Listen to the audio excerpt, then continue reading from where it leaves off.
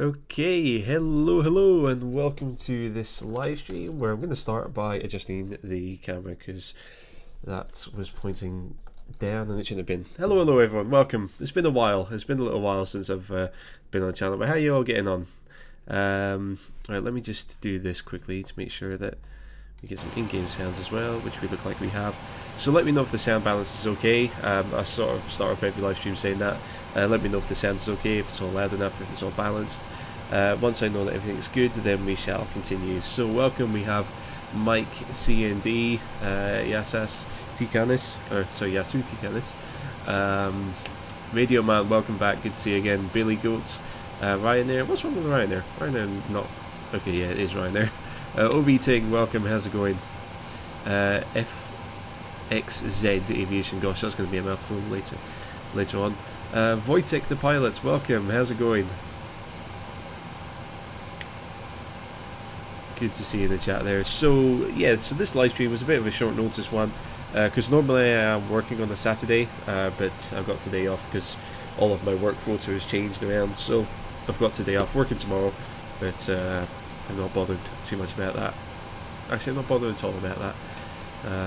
I'm really fortunate that I kind of really enjoy my job now, so yeah, not bothered about working at the weekend at all. OV Ting sounds good, thank you very much for letting me know. So this flight today, I've got one flight planned at least. I might do the return leg of this flight. I'll see how I'm doing for time, but I do want to chill out this afternoon and watch the England game on the World Cup, and then maybe also the Formula 1. No, I'm kidding, I'm not going to watch the Formula 1, that's boring. Anyway, let's see. Naresh, welcome, hi, love your videos. Well, thank you very much, Naresh, thank you very much for coming along. OV Ting, make sure to butter the landing. We'll get to that in a moment. And Tatenda, welcome, how's it going? Wojtek, maybe some flights to and from Poland. I'm sure I've flown to Poland once or twice, but I haven't flown to Poland many times. I really should do because I am a little bit part Polish, so maybe in the future, we'll see. But yeah, my YouTubing has slowed down a lot since I've got this new job, because I'm much more committed to just making a good impression and being a valuable member of the team at this new job rather than anything else. So yeah, so when I get home at night, I'm actually kind of like knackered, so I don't really want to go and do YouTube after that. But never say never. I'll probably come back to YouTube or get another series of videos out at some point. But at the moment, yeah, I'm still sort of settling into this new job, and I'm still, as I said, we've just changed the rotor around as well. So I need to settle into that, and then we'll figure out what we can do with that. Anyway, this flight today, so we're going to be following Ryanair Flight 7408, which is going to be from London Luton to Copenhagen in Denmark. So yeah, so let's go and start pre-flighting this. So I've already got the aircraft powered on. We're just aligning the IRSs at the moment, but what we'll do is we'll go and do some of the CDU stuff just now. Let's see, Tatenda, A320 tutorials were perfect now, better with the airsoft A320. Well, thank you very much for watching them, I'm really glad the videos could help. And Wojtek, you're from Poland, that's why you're asking. I can guess by your name there, and I'm pretty sure I'm pronouncing that correctly as well, because didn't Poland have a famous bear, Wojtek the bear, who Poland used to have a famous bear, like a literal, grizzly bear, that joined the Polish army, and he would hang around with Polish soldiers, and he would like help them out as well. So if they needed like a heavy box of ammo, like there's pictures of Wojtek the bear like literally carrying bombs, like carrying these big like mortar rounds and like these big bombs and shells and stuff and boxes of ammo, and like play fighting with all of these Polish soldiers. It's a brilliant story. If anyone wants to go and look it up. Yeah, Wojtek, so it's Wojtek, the bear, and he was part of the Polish army. Like he got like a soldier, I think, enlistment card or whatever they call it, but he got like military ID and everything. It was brilliant. Let's see, Aiden, Aerosoft A318 and 319 Pro was supposed to come out yesterday. Am I gonna buy it one day? Probably, yeah. And Snay, welcome Snay, how's it going? Bernardo, FSX Steam or FSX Microsoft? Probably FSX Steam nowadays would be best choice there. Benjamin, you know so much about flying. Thanks for your tutorials. No worries. It's all self-taught stuff. Yeah,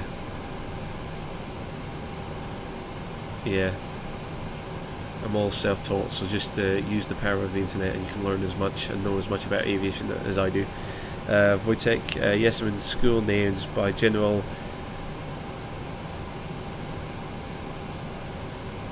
Is that Václav Anders?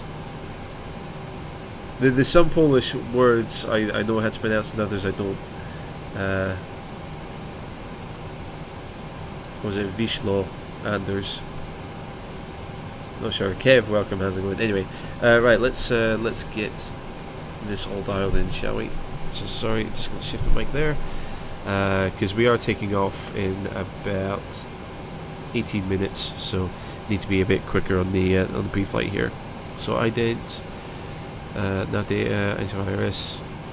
We can get rid of all those messages. So all of the information will be correct. So we're going to pause in it. So we are at EGGW, Luton Airport. We're going to go over here, grab GPS, set the IRS there, and then our display should come alive in a moment. Yeah, so we've got 1 minute before the displays all align. So we'll see these pop up in a second. Okay, so we're going to routes. So we're starting off at EGGW, and we're flying to EKCH.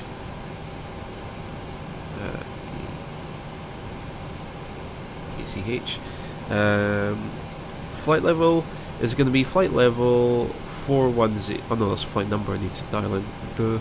So flight number is going to be RYR 7408. Cool. Next we're going to departures and arrivals, and actually not sure what runway we're going to be departing on. I completely forgot to get half of the details off SimBrief here.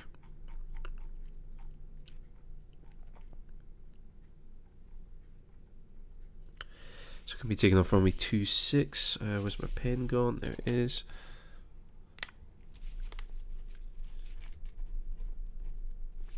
It's going to be the match 2Y departure. Hopefully we've got it here. And we don't have the departure there, so I'm going to have to do this the old-fashioned way. Let's see. Titenda, but it's for P3D 4.2, the Aerosoft. Is it?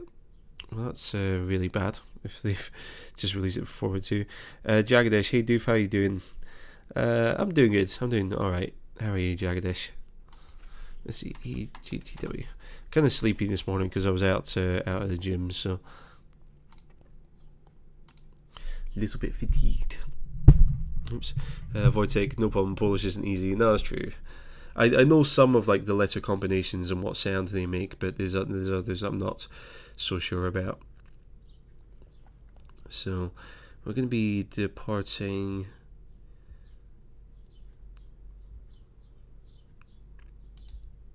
Yeah, to the east, so that's Olney, so that's not the right one. To tell you the truth, I might just end up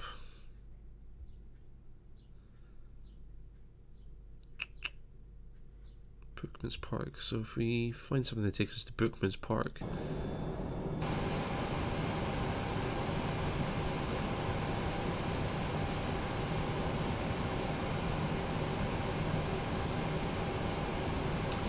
Oh, gotta love nav data not matching up. Let's see. Nathan, just watch your series on the Aerosoft Airbus. Thanks for the info. No problem at all. Thank you very much for watching. Billy, is that a mod? Yes, this is the PMDG, or this is the Boeing 737 by PMDG. They are an add-on developer for FSX and prepared. Ingti, am I using the Ryanair livery? Yes, I am. Oscar, welcome. How's it going? And Yosong, welcome. How's it going? Good to see you in the chat again there. Okay, I don't know what to do here. So instead of following a departure, we're just going to fly direct to the first waypoint, if it exists, which probably doesn't, but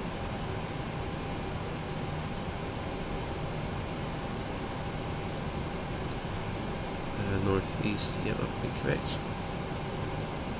Okay, right. So now I've got to do all of this flight plan entering there. So I'm going to take Q295. This doesn't exist, great.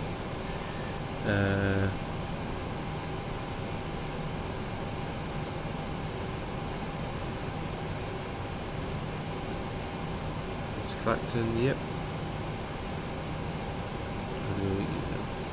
620. I'm gonna go P44. Partov, yep. I'm gonna go UP155. To Somva, yep. I'm gonna go UZ303.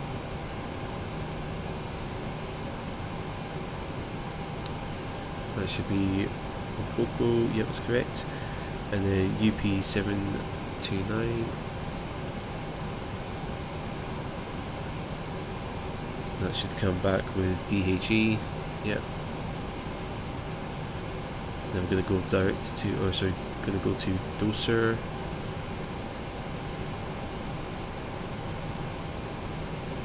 I'm going to fly direct to Tudlow.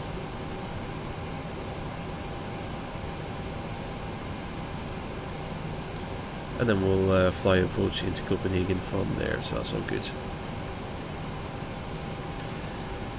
Kostas, Yasu, Tikanis. I'm doing good. Ime Kalaifisto.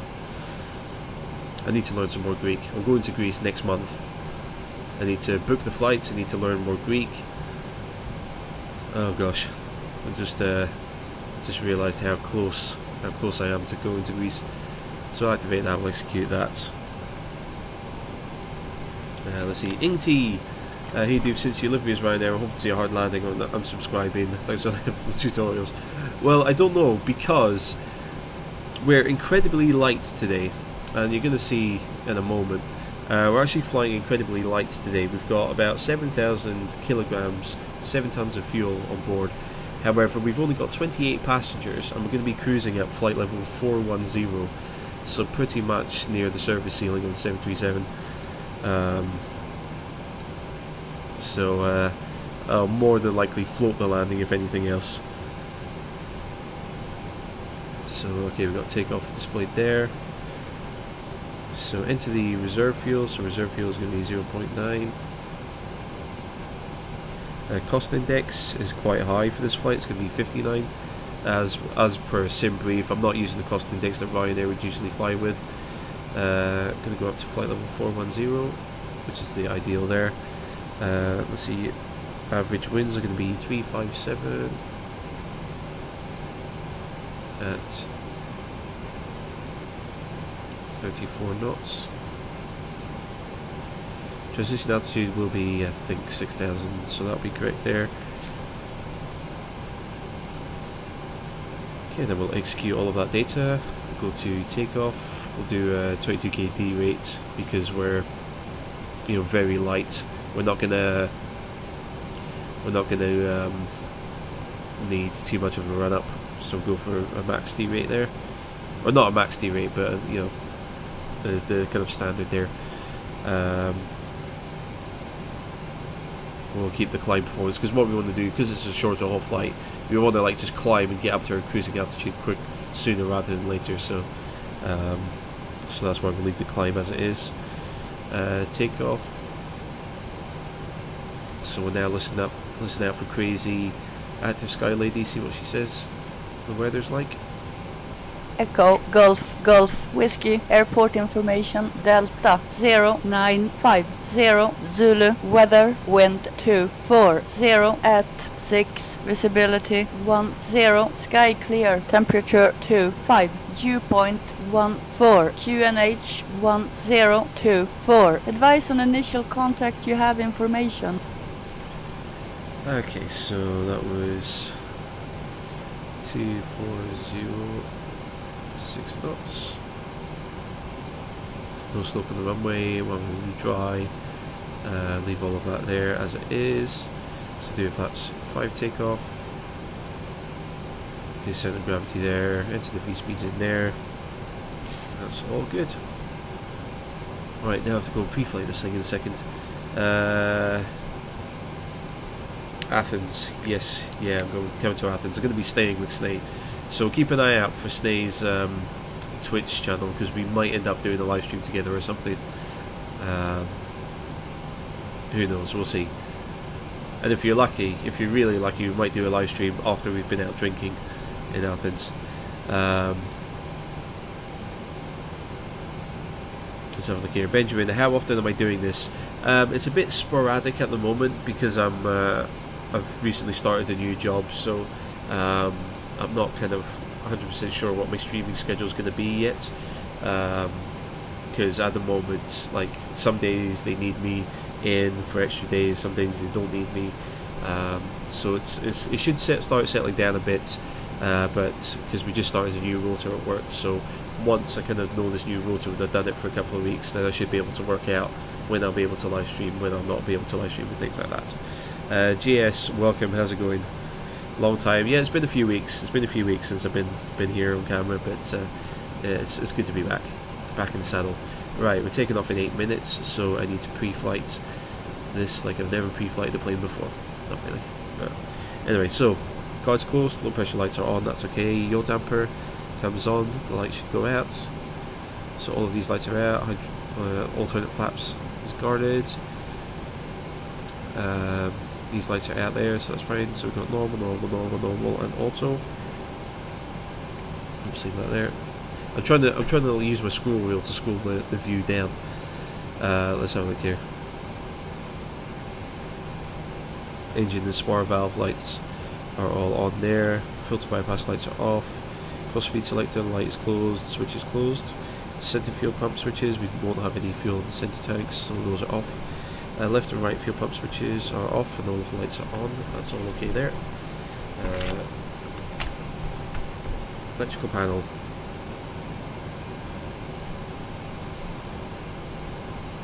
So battery master switch, guard is closed, which means it's on. Cab utility and IFE switches are both on. Standby power switch is guarded. Standby power light is off. Electrical meter lights up here are off. Generator drive switches are guarded. Drive lights are both on. Let's see, bus transfer switch is closed, which puts it in auto. Transfer bus and source lights are both off. Gen off bus lights are all on. Right, next thing we need to do is start the APU. Shall I do a fire test, or should we just start the APU? Let me know in the chat if you want to see a quick fire test.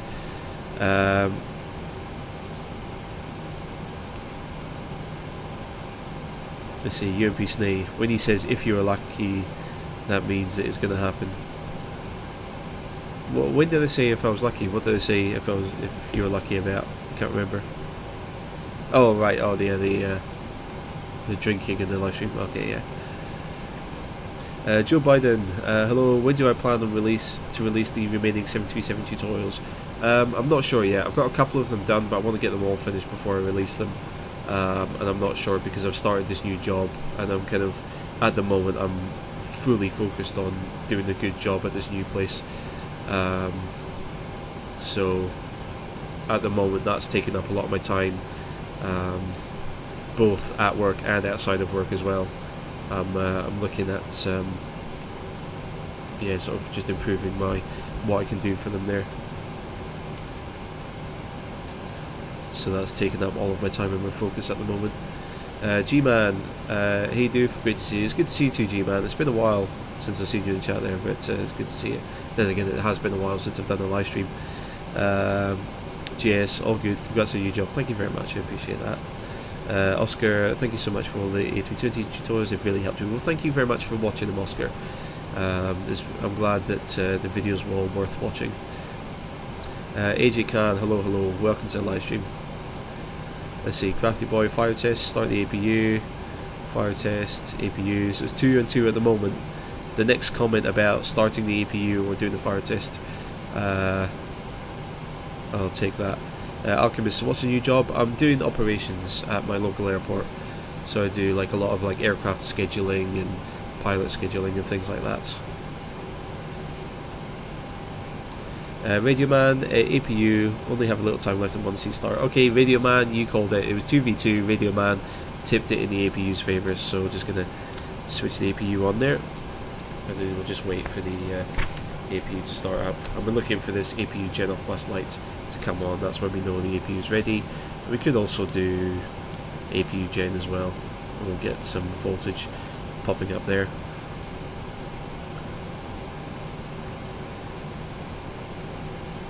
Let's see, Alchemist now decided that your GA aircraft in FSX is the A380, trying to get better at handling the beast. Yeah, I mean, I imagine it's not the most forgiving aircraft that you could fly. Let's see, Wojtek, do I have the A350 installed on your FSX? No, I don't. No. Alchemist, nice with new job. Soon get your wings then. Maybe we'll see. It's been good fun because I get to like speak to pilots all the time, and yeah, I've met a few characters already. Like one guy that kind of came through the other day was a Dreamliner pilot, and he was telling me all about the Dreamliner and sort of what pilots have to do to like upgrade. And he was telling me that the Dreamliner actually handles a lot like the 767, which was bizarre because I thought it would be very similar to the 777, but it's not. The 787 is apparently very, very similar to the 767 in the way that it handles, so the more you know. Yes. Okay, so the APU has started, so I should have turned on the fuel pump there as well. Never mind. Right, APU generator switches both come on. Source and bus transfer lights all go off. Equipment cooling switches leave on normal. Lights are out. Emergency exit lights. Close the guards, so they're in armed. The light goes out there. Seatbelt signs go on. So Gina and the lovely flight crew are all taking care of everyone there. Windshield wipers set to park. Go to ways to see Gina. Window heat switches all come on. Probe heat switches stay off. Ring and engine anti-ice all are off. Engine hydraulic pumps are on. Electric hydraulic pumps stay off for the time being. Air conditioning, trim air is on. Temperature is on auto. Van door lights are on. Recirc fans are both in auto. Packs can both come to auto. Isolation valve is open. Engine bleed and APU bleeds are all on. That's okay there. Pack lights are all off. Cruising altitude goes up to there. Landing altitude. That's a point. What's our landing altitude at Copenhagen? So it's EKCH charts.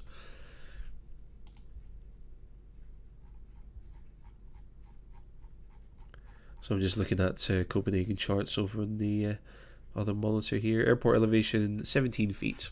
So we can just dial that down to 0.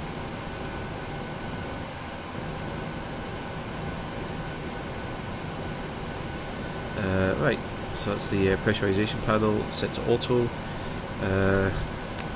Gosh, I love how long it takes to pre-fly this thing. Let's see. Right, landing lights all off, runway turn-offs off, taxi light off, engine start switches auto or off, ignition switch left or right, logo is needed, not needed, position lights is on steady, anti-collision light is off, wing lights are off, wheel well lights are off. More pre-flighting to do.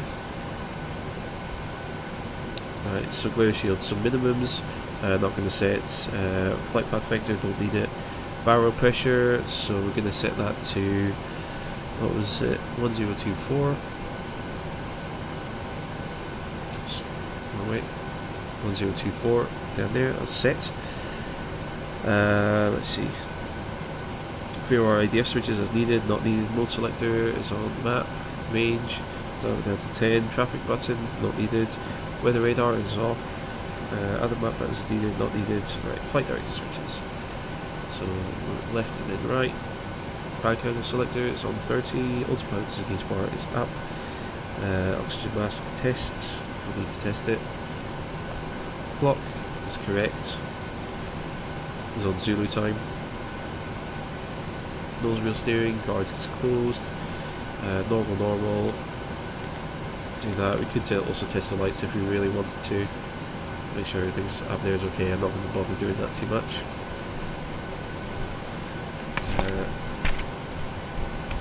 Let's see, primary flight displays. So annunciators are blank. We've got FD displayed. Standby instruments are all set. They're all okay there. M1's reference is on auto. Fuel flow rate, we set that. Auto brake selector goes on onto RTO. Landing gear lever down, 3 green lights. Eyes closed, inlet light is out. Speed brake lever is down. Reverse thrust levers are down, just make sure it's all definitely idle. Flaps lever up, indicator says up. Parking brake goes on. Engine start levers are in cut off. Stabilizer trim switches are in the normal position. Radios, not really going to be using them. We don't have a HUD in this aircraft, or in the Ryanair variants. Cargo fire panel test, not going to do it. Weather radar set. Maybe just turn the gain up ever so slightly. HUD system, don't have it.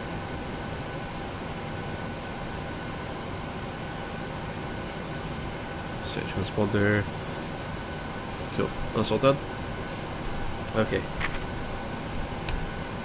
Let's see here. Permu. Do a rough landing. We'll see what happens when we get there. I guess. Fresh Dumbledore, welcome. G-Man, what time is it there? Almost 6:30 here in the States. Well, first of all, happy Independence Day, or belated Happy Independence Day if you're in the States. What time is it there? It is 11:30 AM currently. Wojtek, A350 is your favourite plane. After you finish your ATPL, you want to work on an A350. Well, best of luck with the ATPL, and yeah, absolutely, go for it. Go for the new kind of composite aircraft. Alchemist, the A380 and FSX is forgiving. Now, speaking with the pilot, he noted that A380 is quite forgiving. Just have to remember inertia and lift capabilities are all great. Yeah, I've noticed that with like even just the 747 in FSX, it feels very floaty when you bring it in for landing. So it's a big heavy plane, but once you've burned off a lot of fuel, it's a very kind of floaty. It has very good lift. Let's see, Alchemist, let's see if FSX can model it properly. We'll have to wait and see. G-Man, just purchased X-Plane 11 the other day. I'll probably lead you away from F6 slowly but surely. Yeah, I've noticed a lot of people, certainly after FSW closed up shop, I noticed that a lot of people jumped ship to X-Plane 11, so we'll see. Deborshi, hello Dave, how are you doing? I'm doing good, how are you? Where are we flying? We're flying from London Luton to Copenhagen. Cool, right. Right, let's remove the ground equipment. And we'll start getting a move on there.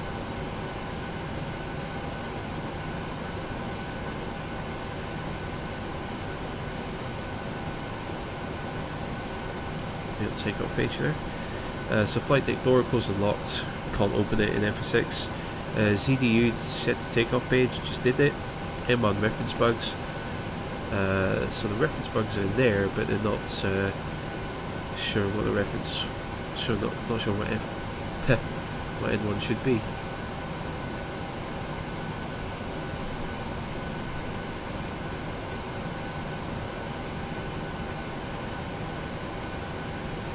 Okay, it should have the M1 values up there. Maybe I've done something wrong. I guess we'll find out in a minute. Let's see. Auto throttle arm switch gets armed.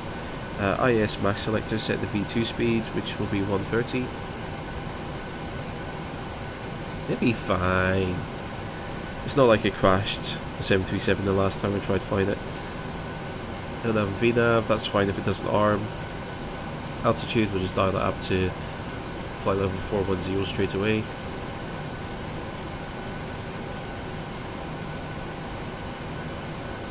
Heading selector, set runway heading.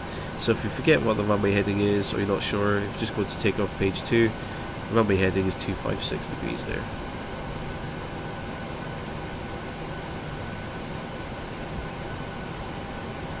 Cool, so we'll do that. Conduct taxi and takeoff briefing, not going to bother with that.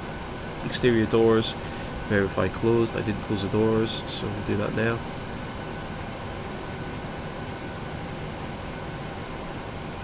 So verify closed, so no lights are on this panel here, that's all okay. Cool. So center tank, we've got nothing there. Okay, so fuel pumps all come on.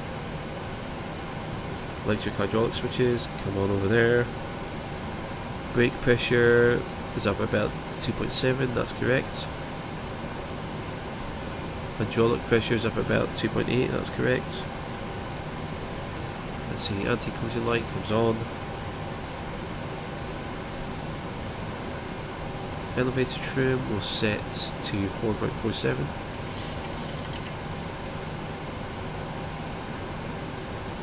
4.45, that will be close enough.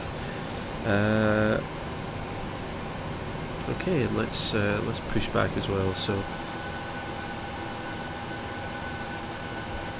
just trying to get a feel for how far back I am, or how far back I need to push back. Oh gosh, it's quite far. So it's probably 80, 160.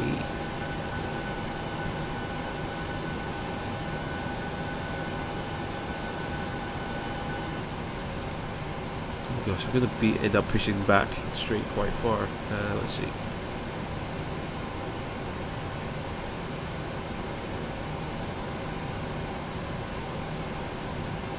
Turn the nose to the right, 90 degrees. And ground, cockpit. Go ahead, Captain. We're all set to go up here. We've been cleared to push and start at your discretion. Roger that, ready for push. Power and air clear, doors closed. We are ready for pushback. Please parking brake, please.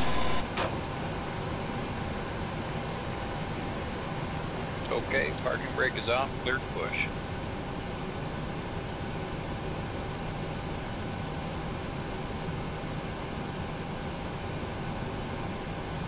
We're gonna go. Brakes off, here we go. Let's have a look here. Just so different. My plan is to get the FS Labs A320, A319. They're both fantastic aircraft like PMDG.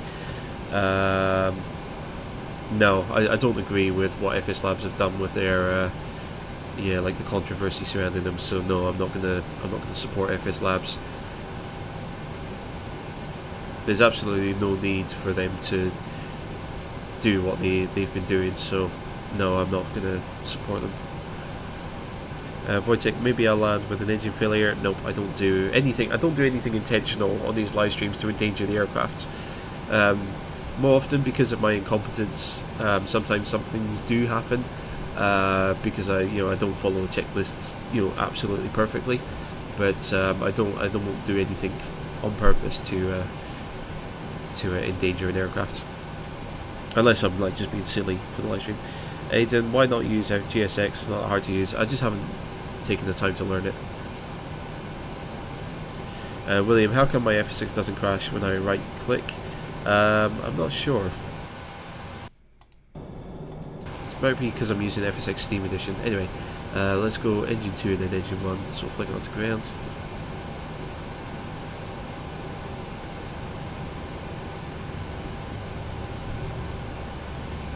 Got some movement on the N2 there.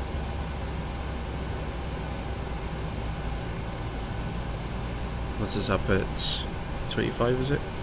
Yep. So forward 25, move that up. Just start getting some fuel flow. Temperature will start rising, N1 should start rising as well. Yep.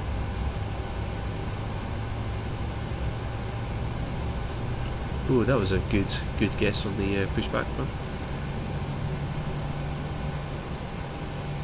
Push is complete. Set parking brake, please.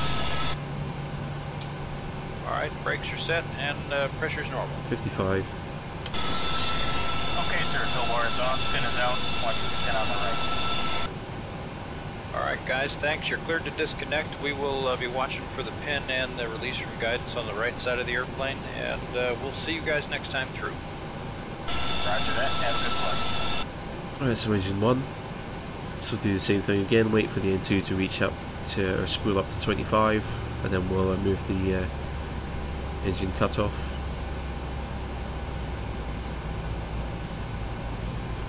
(20, 21, 22, 23, 24, 25). Fuel cutoff comes in, that opens up all the fuel lines into the engine, so we get some fuel flow.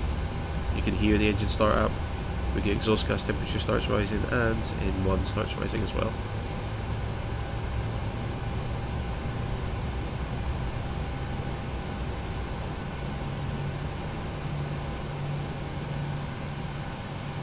And once we reach 56% on the N2 there, the start switch will flick back to the off position. Okay, so that's the engine started, so now we do our off to start procedures. So that's going to involve turning on generators 1 and 2, Pro P switches, both come on, wing and engine anti-ice not needed, packs can come back to auto, isolation valve goes back to auto as well, APU bleeder switch goes off, dual bleed light goes off, the APU itself is a bit further down here, can be switched off, lose the light, that's fine. Engine start switches go on to continuous. That's okay there. So engine start levers are both in idle. Flaps are set for takeoff. So that's position 5. Flight controls. So I don't think we have the indicators here, so we're just going to do it by feel. So just grab my joystick back here. So flight controls, just move the controls through the full range of motion.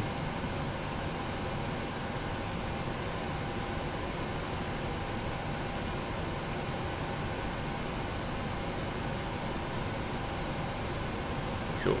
So okay there. Central display, blanket lower display there.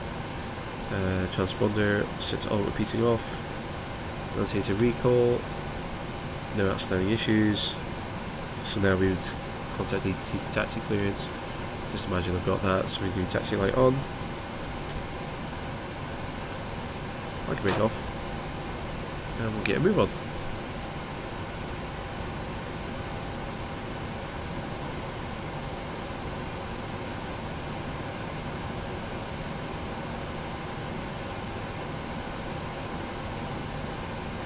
So usually go up to about 23 on the N1 there. That's usually a good percentage to get rolling. And because we've got a lighter aircraft as well, it should be alright there. So Gina and my lovely fictional flight crew would start doing their safety checks. That should be alright.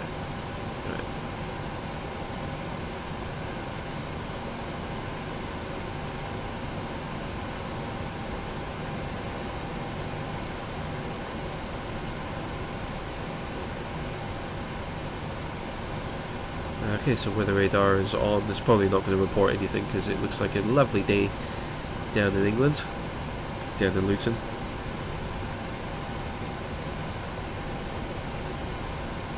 So just taxi around to runway 26, we'll take off and we'll get on our merry way.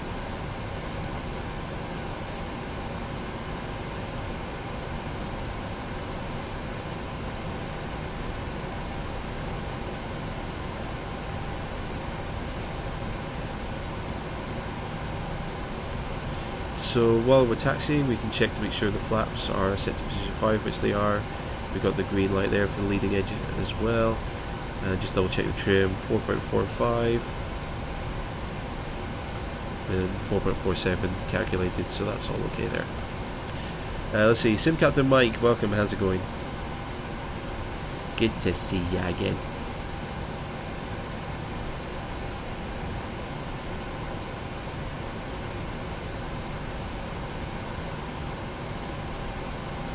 So we'll make a left turn down at the end here. The reason I said it like that is if anyone's watched Jeff Dunham, he's the guy that puppeteers Ahmed the Dead Terrorist, and he does. Oh yeah, it was a sweet. Yeah, he does this like black pimp character as well called Sweet Daddy D. And he's like, his character's making a joke about NASCAR. It's just like, they're making a left turn. They're making another left turn. Gee, I wonder what's gonna happen next. Come back in 3 hours. You ain't gonna miss a damn thing. sort of thing is brilliant. Let's see. MLA, good morning. Good morning to you as well. How's it going? And Sim Captain Mike, how's X-Plane treating me? I haven't actually done much flight sim stuff recently. I've been really focused on sort of just work and just hanging out with my mates, and yeah, just going out and being fit and active and enjoying this unusually hot and sunny weather that we're getting in Scotland right now. It's bizarre. It's like it's been like the Mediterranean up in Scotland for the past month. We've had incredible weather.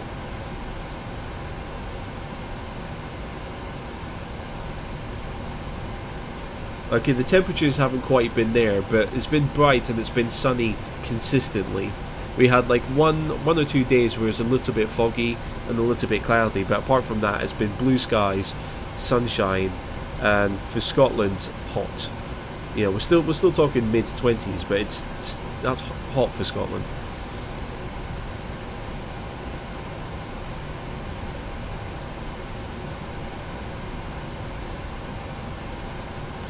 Let's see. Sweet Daddy D was due for his nickname on the gaming squad. Yes, it was, wasn't it? And Snay, you made the mistake and bought the same mouse. Why would you do that, Snay? Come on, man.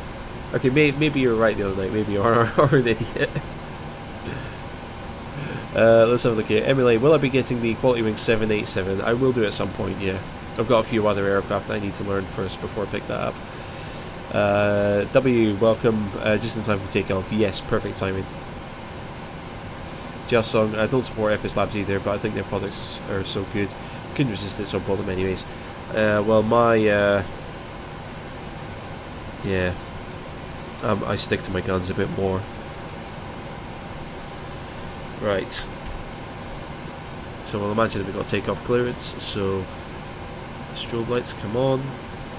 Transponder, we'll set to TARA. We'll just roll out onto the runway. Now I'm not going to go down to the end of the runway for takeoff, because we, as I said, we do have a light aircraft, so, or lighter aircraft, lighter than normal, so we'll just head out onto the runway and just take off from here basically. Pardon me. Speedbird, am I on single player? Yes, I am. I always fly in single player. Ashwin, welcome. UP Snay, had a good feelings whilst gaming. It was destroyed easily, but it was the best mouse we had. Oh, fair enough, yeah. That's fair enough. If I could stick with the old Logitech MX518, I would. I love that mouse.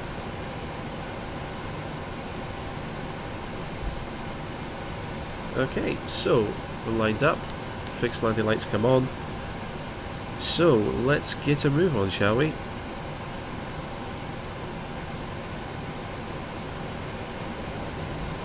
So do that. Go TARA.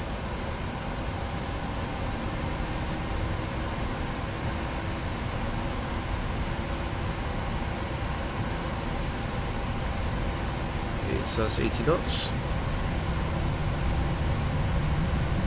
See how quickly we're accelerating. V1, rotate. V2. That's the rate, landing gear comes up.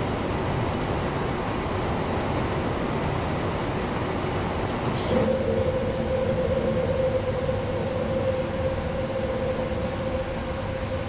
Autopilot comes on. Excellent. Okay, so landing gear definitely came up.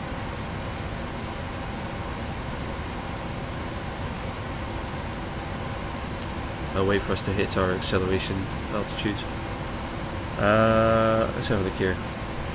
Foxy Football, where are we flying to? We're flying to Copenhagen from London Luton. TT Tom, what did FS Labs do?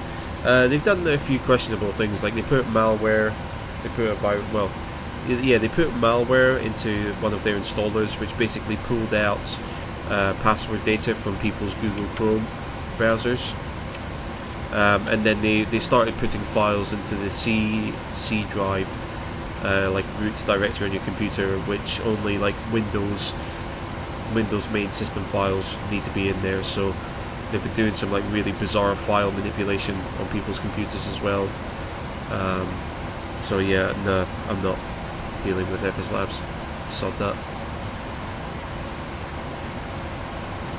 Right, so taxi light comes off, auto brake comes off, landing gear lever goes into the off position in the middle, engine start switches, you can turn those off as well actually. CDU, you can set to the legs page. Okay, I think we're going to be alright. Set standard pressure because we're now above 6,000 feet.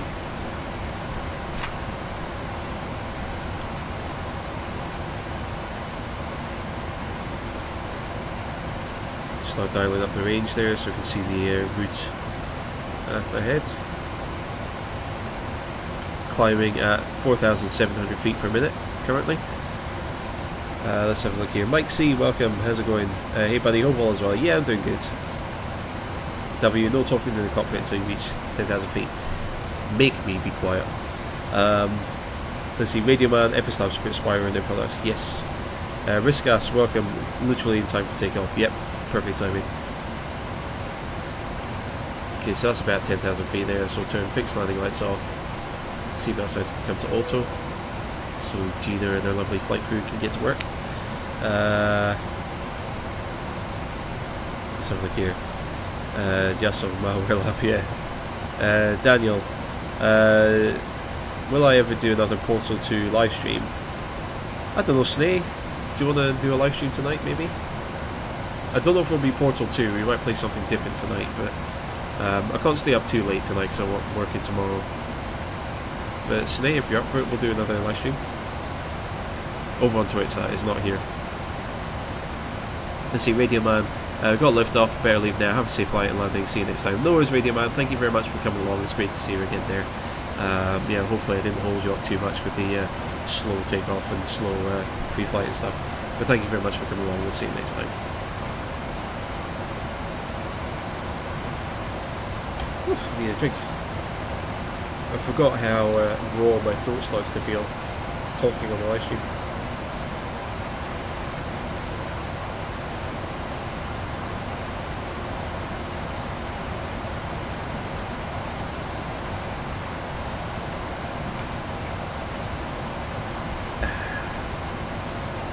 Scottish tap water. Like, see, looking forward to the in-flight service. Yeah, my flight crew are the best. We've got Gina, we've got Petrula, we've got was it Terry, and we've got Serge.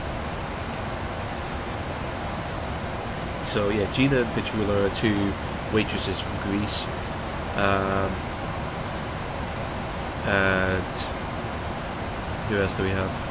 Yeah, Terry is a camp. Is a camp Italian American who works at IKEA, and Serge is Serge from Beverly Hills Cop.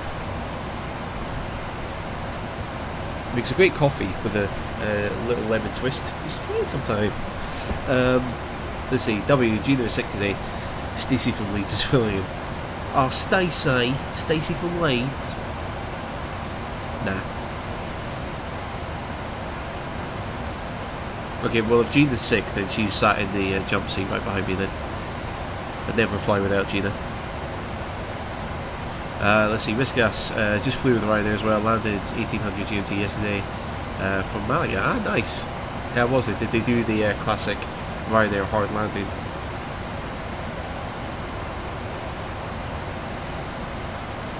Did they do their usual stick?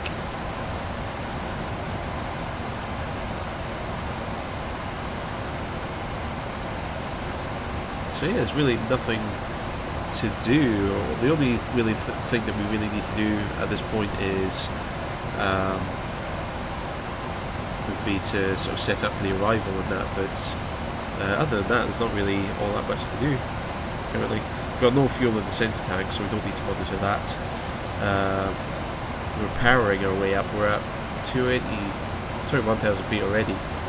Still climbing at 3,000 feet per minute, which is going down slightly, 2,900.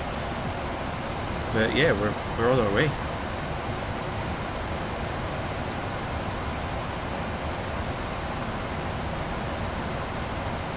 Let's see, risk us. Yep, the landing was terrible. Classic Ryanair. I need to speak to one of the pilots at my workplace because he used to work for Ryanair actually. I'll have to ask him if that's a thing.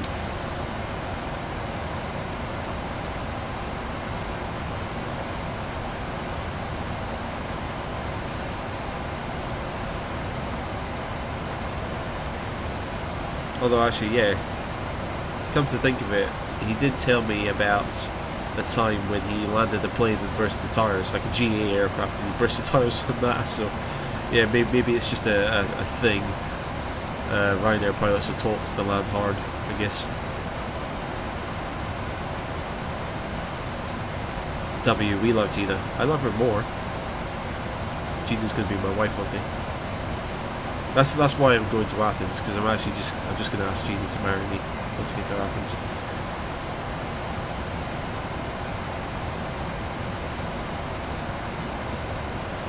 Let's see, Scribe.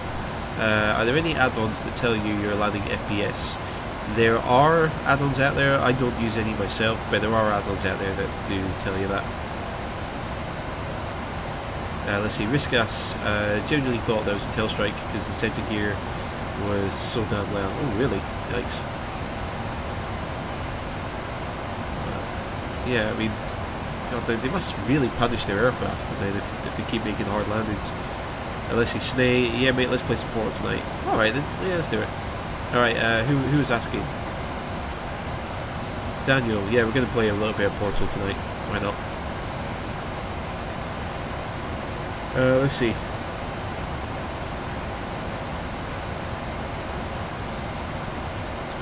Let's have a look here.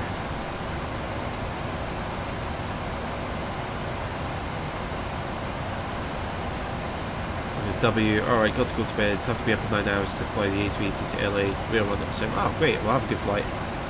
We'll see you next time. Storm, welcome, how's it going? I'm fine. How are you? I'm fine. I'm doing good. Well rested last night, so I'm doing good this morning. I was up at the gym actually, first thing. So I feel a bit sleepy now, but I'm doing good. Hope you are as well. Scribe, Lucky. Who's lucky? What's lucky? W, safe flight said, tell Gina to keep her panties on. I'll tell her to keep her panties on until I get to Greece, then she can take them off. Let's see, Scribe, what's a good route for a beginner? Aerosoft A320, a short one too. Sort of, God, you can fly anywhere. There's plenty of short hops around Europe that you can fly. You know, London to Paris, London to Germany, France. You know, there's a lot.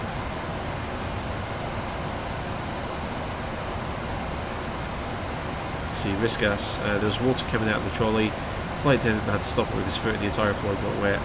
Sat in the aisle, seat in the last row got wet. Really? Gosh, they must have like an ice bucket or something. Yeah, Scribe, I mean, just any short haul flight in Europe, you've got a ton to choose from. You got there's a ton of short haul flights. Yeah, all over the world. So just pick your favorite airline and look at some of their short haul flights and just copy those basically. Storm, good to hear. Yeah, great, thanks. Oh, good, I'm glad. Yeah. So you're the only person in the chat who gives me a kiss as well. So I appreciate it. I feel the love. Let's see, Mike. I think those hard lines from Ryanair are purposely done. I heard seemingly something to do with turnaround times. I could be way off with that. Possibly. I mean, they could be like they might be taught to land firmly to ensure that they do actually land, and that they like if you try and attempt a gentle landing and try and just kind of float it gently down the runway, you might end up overrunning the touchdown point, and you might end up having to do a go around. So they might like teach them to kind of plant the aircraft into the runway to make sure they get it down on the ground first time, rather because like when you look at like fighter jet pilots who fly in like on aircraft carriers and stuff, like they're taught to like literally fly into the plane.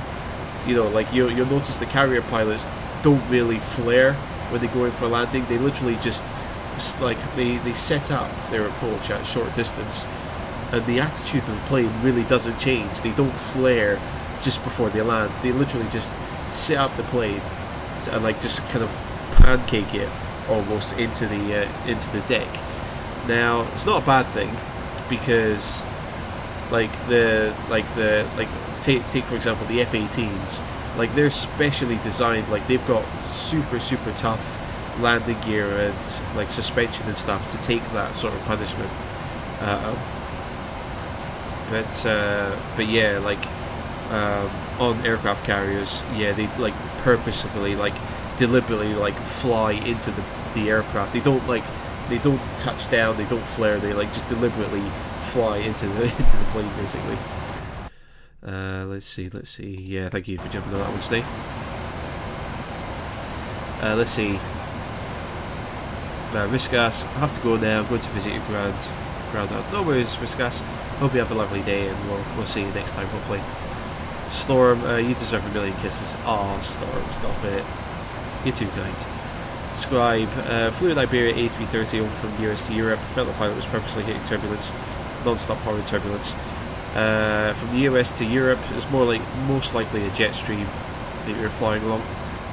You're probably flying within a jet stream, that's why it might have been a bit turbulent.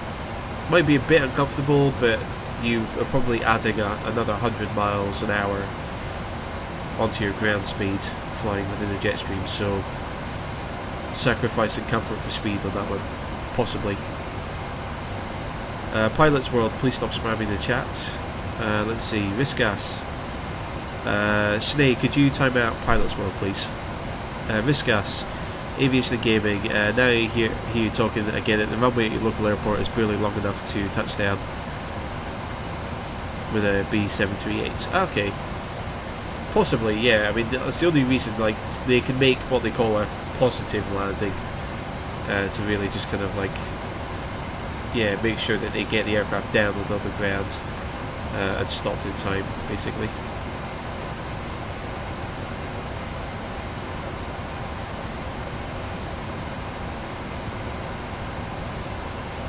Let's see.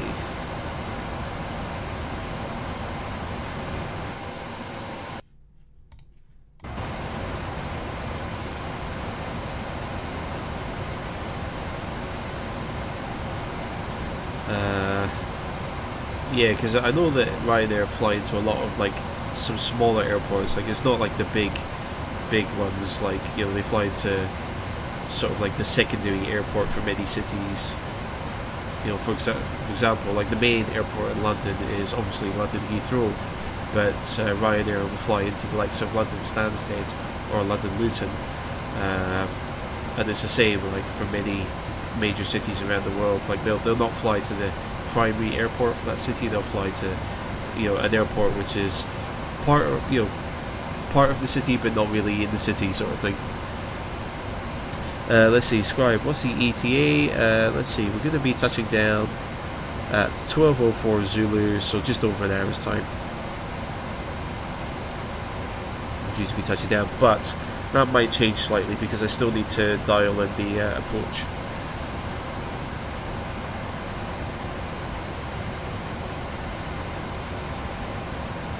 Let's see, Storm, you've been practicing on X-Plane 11. Oh, nice. How are you finding it?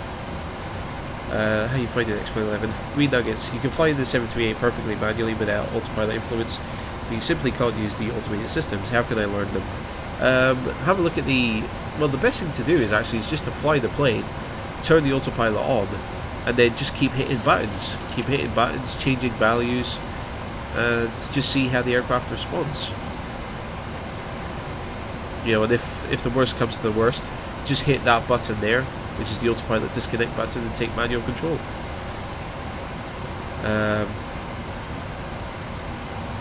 So yeah, the best thing to do is just to take the plane up and then just start enabling the autopilot and just start messing about with all the different buttons, the different modes. That's the quickest way that you'll learn. One of the extra videos, because I did do a tutorial series about this aircraft, the 737, but one of the I was going to do like specific videos about specific things, and one of those was the autopilot panel. so I will have a video on that out at some point. I can't say exactly when,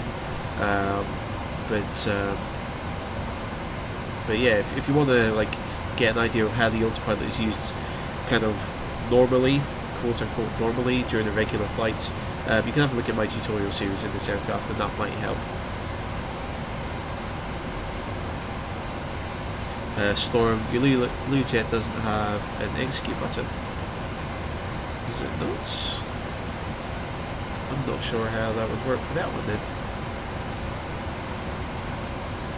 Let's see, Mike C. On return from Fuerteventura about a month ago, Ryanair had a rejected takeoff, got a real feel for the RTO brakes. Yeah, I mean, I've seen videos of RTOs, and yeah, planes can stop. Planes can really stop quickly when they want to.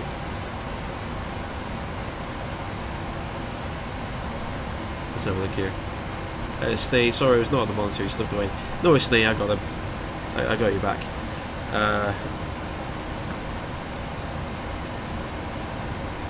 Don't worry, Snay, we got the trade on that one. We got the trade. Let's see. Storm, it's very good. Good, I'm glad you enjoyed it. Let's see, Scribe, 737-08-320. In FSX, flying as the same, I prefer the 737, sorry. Shemil, welcome, how's it going? Green Nuggets. So you shouldn't bother setting up the FMC, which by the way you're still learning. No, the autopilot should work without setting things into the FMC. The FMC, you can, the autopilot does tie into the FMC, so there are a couple of things that you can do. But to begin with, if you just want to mess about and just learn, no, you don't need anything in the FMC really. Cool. But I do talk about, again, my tutorial series kind of follows a standard flight, a normal flight. So I talk you through, you know, from setting the aircraft up from cold and dark through all of like the pre-flight checks where you're up here checking switches and bits and pieces. Then I talk you through the FMC, what information you need to put in, how you put it in, where you put it in, and then I go through like the rest of the pre-flight, so you're dialing information in here before the flights, engine start, takeoff, flight, cruise, descent, approach, landing, and shutdown, and all that sort of stuff. Anyway, right, if you bear with me 2 seconds, ladies and gents, I need to go for a pee, so I will be back in like 60 seconds. Yeah, 60 seconds, it should be alright. So I'll be back in a second. 60 seconds, actually. You can count if you want. Right, 3, 2, 1, go.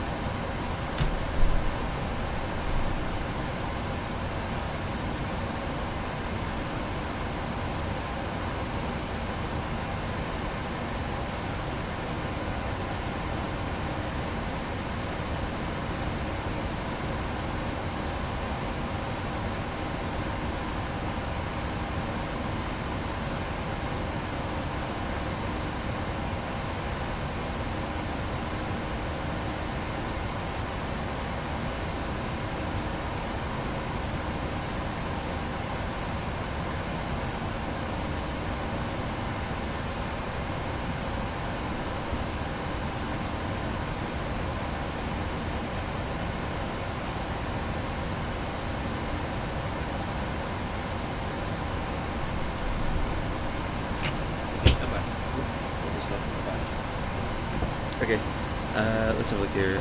Let's see. Scribe, FMC's the hardest for you. Yeah, there's a lot to it. I don't know it in detail enough myself, but again, there's a couple of extra videos that I'm going to be adding onto the tutorial series, and the FMC is going to be one of them. Snay, but we are not a 4x4 now, man. We don't have a bot to take control. Okay, that's all Counter-Strike talk right there. Scribe takes ages to set up. It certainly does. Shemil, am I a pilot in real life? No, I'm not. No, I'm just a flight sim enthusiast.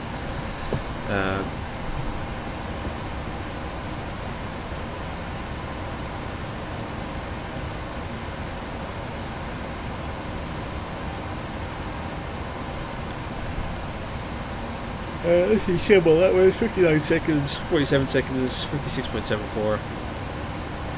It wasn't over 60 seconds. That's all I care about. Accuracy for the win. Jumping bottles, all sorts. Right. Right. What was I going to do? Thinking of the FMC, actually, what I will do is I will dial in my approach to Copenhagen. So let's see, SimBrief gave me an approach of, so the last waypoint that we're going to is going to be Tudlow, and then we're going to be taking this Tudlow 1D approach to runway 30 at Copenhagen. So what I'm going to do is I'm going to work backwards. So I'm going to find out where we're going to be. Well, I'm going to find an airport chart first of all. Tickly throat. Sorry, tickly throat. So I want to find an airport chart just so I can understand the layout of the runway at Copenhagen, or the layout of Copenhagen itself. So we're going to be landing on runway 30, which is going to be this one here. So we're going to be landing from east to west. So that's okay, that's a shorter runway, but if that's what the weather favors, then we'll go for that. So we're going to land in there, we'll probably turn right, and then we're just going to end up at terminal there. So it's quite easy, quite a short taxi to end up. I'm not sure where Ryanair would usually park in real life. I'm not too bothered about that. I'm just going to park up at the closest place, really.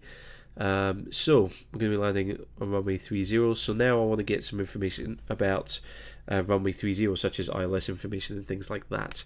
Even though the visibility is perfect, I do believe that real-world pilots will still set up for an ILS, even if they decide to conduct a visual approach, because ILS is just something they can double-check their they can just double-check their positioning and things like that. So it'll be runway 30, and it'll be the Tudlow, what was it? It was Tudlow 1 Delta arrival. Let's see, have a look here.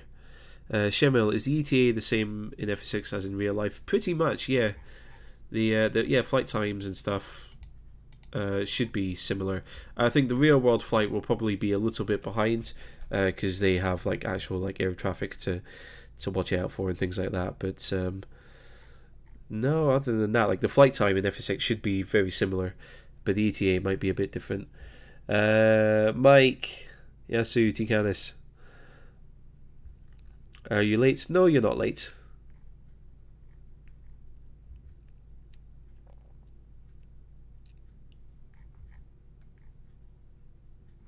Right, so I'm just trying to find an approach. All of these are departure procedures for Copenhagen.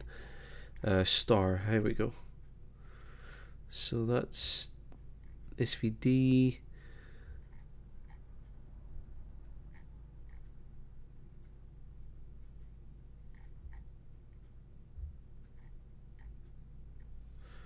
Oh, flip it neck.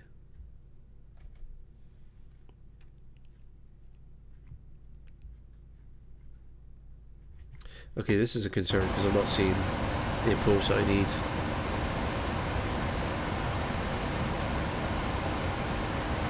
ILS runway 30,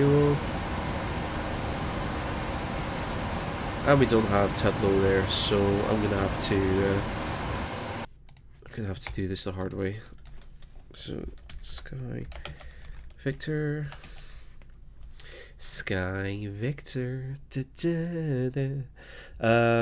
Green Nuggets asking because since you got the PMDG, you'd fly everything manually from point to point by hand. Never bother much with the FMC.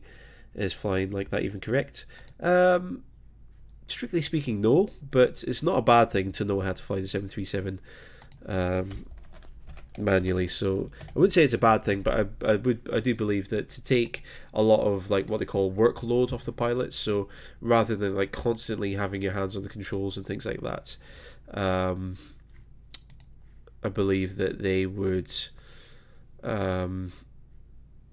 Tudlow there?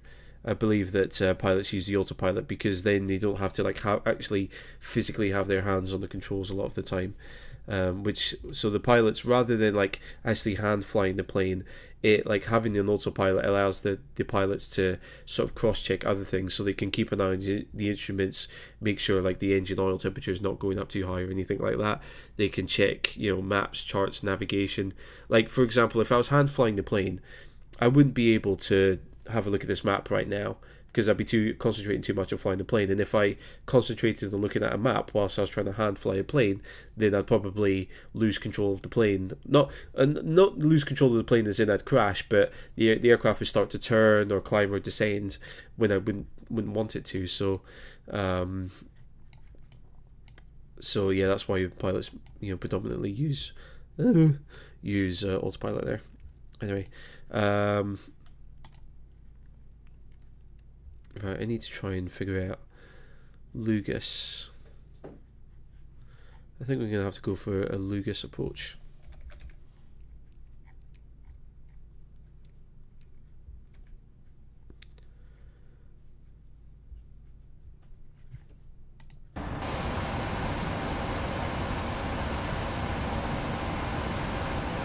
Sorry, if you bear with me 2 seconds, let me just check the plan here. See what the route looks like.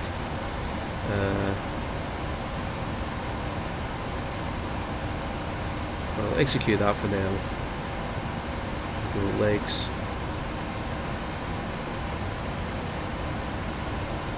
Oh, perfect. Will do nicely.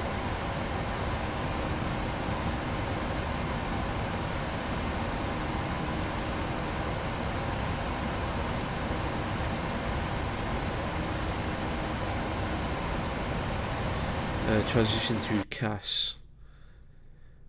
Are we going to transition through CAS?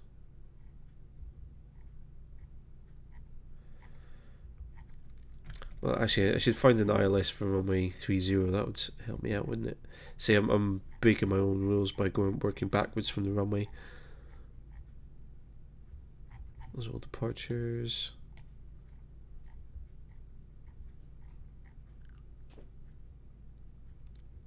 Oh no, we would transition through CAS, okay. So now if I...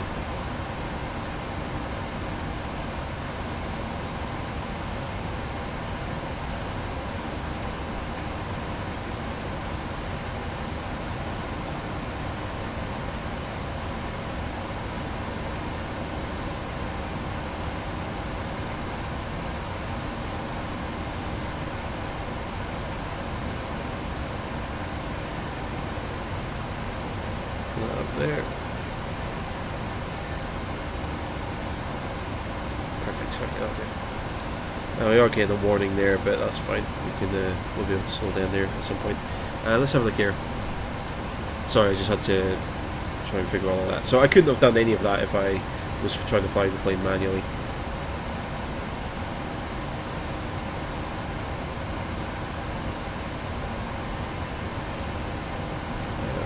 Just that back there. Cool. Let's have a look here. Let's see, Storm. So nice seeing you stream. I missed you the last few weeks. I learned so much from your streams. Oh, Storm. Oh, I'm glad you're here. It's always good seeing you on the live stream. Oh, I'm feeling the love, Storm. Let's see, Razzie. Hey, I'm new. Welcome, Razzie. How's it going? Welcome to the live stream. Hope you're enjoying it. Let's see, Green Nuggets. I adore your explanations of your voice reminds me of Elon Musk. Really? Elon Musk? Wow, to be regarded on the same sentence as Elon Musk is incredible for me. So thank you very much. Wow, I'm surprised that my voice reminds you of him, though. But okay, I'm glad. Let's see, John Martin, welcome. Just ran across your basic FSX tutorials a week ago. Big thanks, man. No worries, John. Thank you very much for coming along, and thank you for watching the videos. I'm glad that the basic FSX tutorials still hold up, even though I sounded like a real timid kid back in those days. I'm really glad that they have some longevity to them. Squidward Tentacles, welcome. How's it going? Good to see you there. Mike AD, don't forget to leave a like. Oh, thank you, Mike. And thank you, Snave, for laying down the law. Squidward, always land the 737 hard. Oh, you and Ryanair would be a match made in heaven then. Erloch, is it? Welcome, how's it going? Let's see, Erloch, what's the luggage tutorials from you do for, and they really helped you out, thanks. No worries, thank you very much for watching the videos. Again, I'm glad that people are still watching my videos, and I'm glad that they're sort of standing the test of time, and they're still worth watching. Even a few years, you know, it's probably about 4 years ago now I made them, maybe even longer. But I'm really glad that they're still worth watching.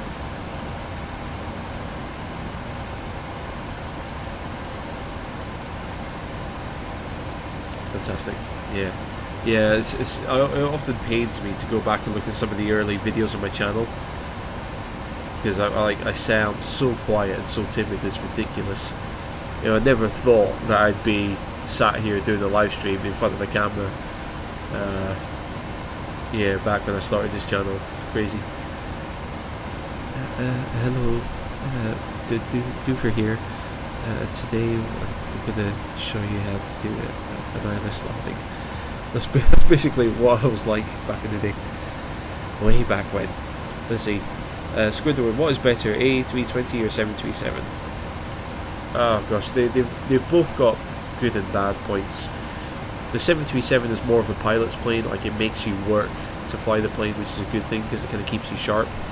But the A320, you know, reduces your workloads because it automates a lot of things. So they've both got their good and bad points. I know that's such a cop-out answer, but that's my answer and I'm sticking with it.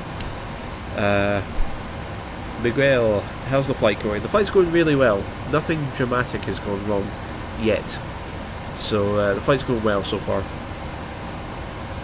Let's see. Snay, the Trackmania video as well. Yeah, the Trackmania tutorials as well. Still, those are good tutorials. I'm still proud of those videos. It's just a little bit embarrassing. That's all. And the creative Trackmania videos that I did with the music and stuff, I love those. I'm well proud of all those Trackmania videos. Miguel, may you give me a couple of tips about how Ryanair flies? You can if you want, but I work with an ex-Ryanair pilot, so I know a few bits and pieces already. Storm, your tutorials got you into FSX there, brilliant. Oh, thank you very much, Storm.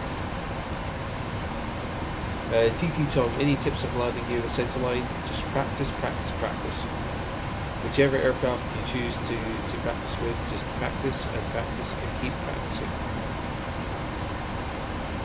Green Nuggets, are you allowed to make flight suggestions?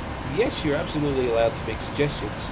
I don't, like, I'm not doing flight requests, so if people say, oh, can you fly from here to here in this aircraft, I won't promise to do it, but if you have a suggestion, it might encourage me to fly to a particular part of the world that I haven't been to for a while. So you're absolutely allowed to make suggestions, but just be aware that I will not promise to fly that exact route.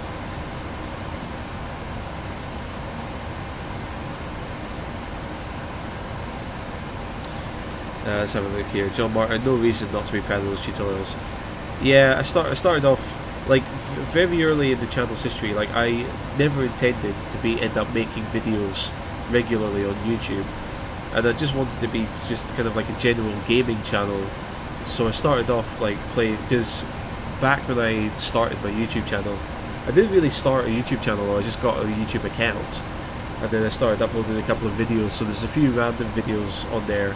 Like, I think my very first video was me playing the original Far Cry and throwing rocks at a soldier's head, because the AI glitched out, so the soldier wasn't shooting back at me. So I picked up some rocks and I was throwing them at the soldier's head. That was my very first video. And then after that there was a game called World in Conflict, and it's like where I do a carpet bombing run in like a strategy game called World in Conflict. And then after that it's like a few Trackmania tutorials from my gaming clan that I used to be a part of, UMP. Cough cough wink wink, UMP Snay, that's where he gets the UMP in his name from. We used to be part of a gaming clan together. And then yeah, and then I kind of like I kind of liked making tutorials because I was trying to learn how to do an ILS landing. There were a lot of good tutorials out there, but a lot of them tended to assume that you already knew what you were talking about, and they were using all of like the aviation jargon, Whereas for a complete beginner, you don't know what an ILS is, you don't know what a glide slope is, you don't know what an attitude indicator is. So I kind of made it, my first flight sim tutorial was like breaking down an ILS landing into 5 simple steps, and it turned out to be my most watched video. So I ended up saying, well, maybe flight sim videos are the way to go. So I started making a few more, and then the channel just kind of morphed into a flight sim channel after that. So that's no one asked for the history of my YouTube channel, but I just gave it to you. Let's see, Snay. Mike got a stomach infection, he couldn't eat for 5 days, and there was someone on the bed next to him eating souvlaki. Hit with a oh, Mike, that is torture. That is cruel and unusual torture if ever I've heard of it. Oh man. Oh, now my stomach's going just thinking about souvlaki. You mentioned souvlaki, my stomach's like, oh, give me it. I was just like, just a few weeks, buddy. A few weeks and we'll be there. Let's see, Squidward. Where do I live? Sorry for the grammar. I live in the Scottish Highlands. That's where I live. Mike, it was a painful story. It sounds like a painful story. Travelman 101. Hey mate, really appreciate your Airsoft A320 guide videos, but when you take off, your aircraft doesn't follow the right path. Even try to do the same route as you, copy you exactly, but still the same thing happens.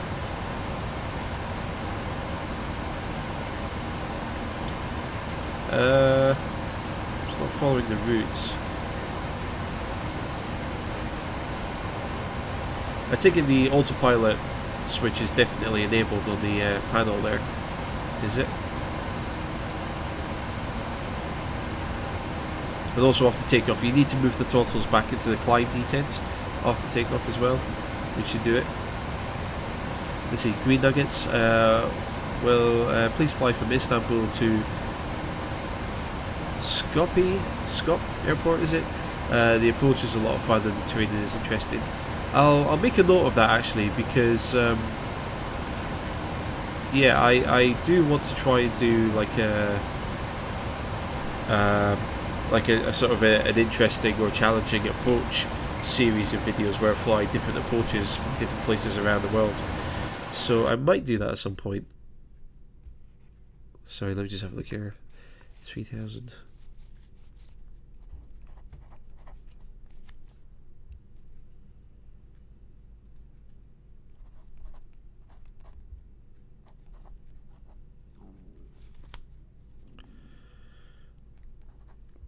Okay, so I was just getting the ILS information for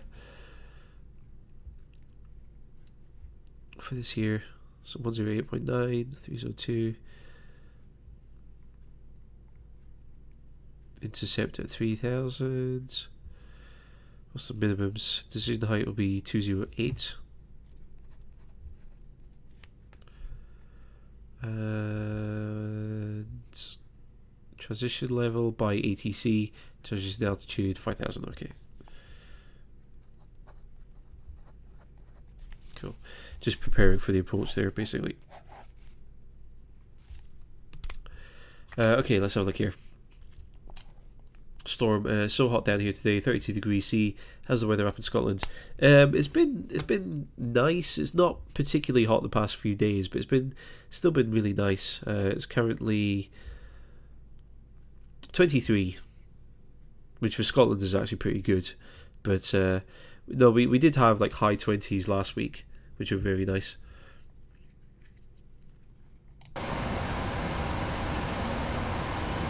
Let's see, John Martin, been away from flight sim for quite a while. Your tutorials, step by step, bite-sized chunks, are just what I need. Concentrated bits. I'm glad, thank you. I'm glad, John. I mean, because the reason I did all of the tutorials because I want to learn to fly in real life. I just can't afford to. But I wanted to fly in real life, so I thought, and like I used to play flight sim, you know, years and years ago before I started the channel, but I never really played it properly. Like I played it more of like as a game rather than a simulator. So I thought, okay, no, if I want to learn to fly for real one day, I can use Flight Simulator as a training platform. So I'm gonna go back to the absolute fundamentals, the absolute basics, and I'm gonna just, you know, for myself, I'm just gonna build it up in bite-sized chunks, taking things one step at a time. and I decided to record videos and share what I learned with everyone on the internet, and it seems to have been received very well. So there you go.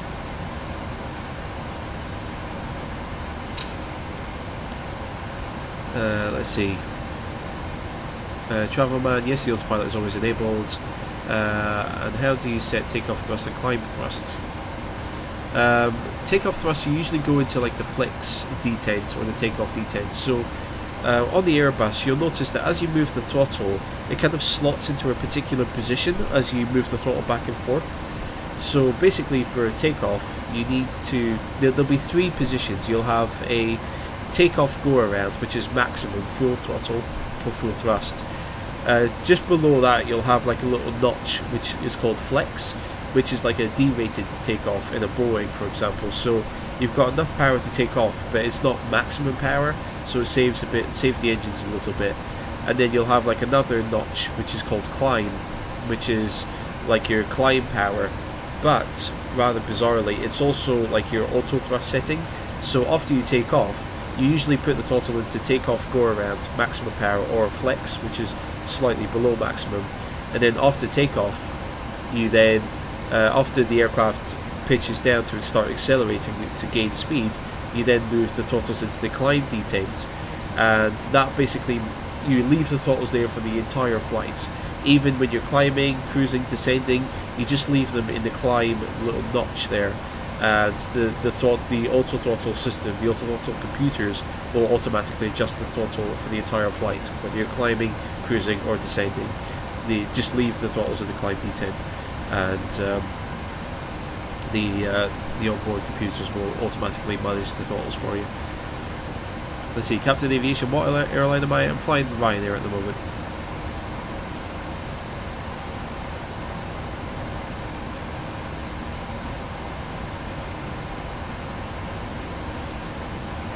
Let's see, Mike. Trying to play and watch Stupid at the same time. The PC is not happy about it when you have them at 720, 114. It starts to be better. Yeah, you don't want to fry your computer in the summer, Mike. Let's see, Stay. Need a new graphics card, SSD for starters. I have no more graphics cards to give you. That's Stay. You're just gonna have to fit everything for him once he gets it. And let's see, John, for you, the fact that you've broken down the journey, broken the journey down into small bits, provides a syllabus you can emulate and read what's needed. Good, I'm glad. That's kind of how I intended for it to be laid out. Was as you know, it's aimed at like people who are absolute beginners. Like, they don't know what this thing is. They don't know what the speed indicator is. So yeah, I wanted to try and like break it down into very, very, very, very, very simple things, and then like just kind of slowly build it up from there, to the point where you might feel comfortable flying something like this, for example. Let's see, Miguel, is the weather radar working properly in the sim? With the -2 setting, I'm expecting some more ground returns. No, we're too high to see ground returns. And we're probably too high to see any of this cloud layer below us, or the weather radar is still not pointing down sharply enough to see any of the cloud below us. If I flicked on the terrain radar, we could probably get it. Again, we might just be too high. Oh no, we've got a few dots there, but no, we're just too far away from the ground to get any ground returns.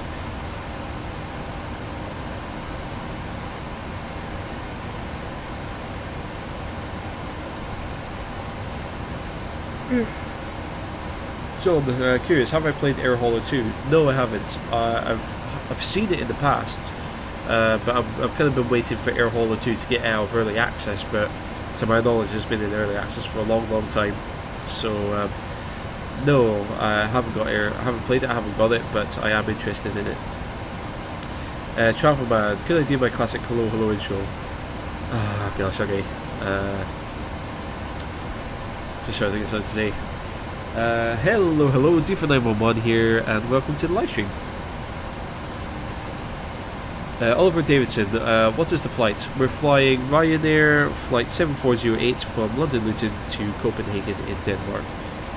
So we're not going to be doing a return flight or anything. We're just going to fly there, land, and call it a day, basically, because I want to go and get some lunch after this, and then I want to chill out, watch the football, maybe watch the Formula 1 if it doesn't put me to sleep, and then yeah, we'll see where the day takes us. Mike, can I stand up from my seat and go and have a look at the passengers or the toilet or something? No, not in FSX. Oh, well, no, you can. You can have a camera add-on that can do that, but I don't have that add-on. So no, we're sat here, basically. Let's see, City Games. Hey Doof, between the PMDG 777 and the Quality Ring 787, which one would I choose? I don't have either, I've not flown either, so I cannot say, I'm afraid. I want to get both aircraft, but I don't have either of them, so I can't say, I'm afraid.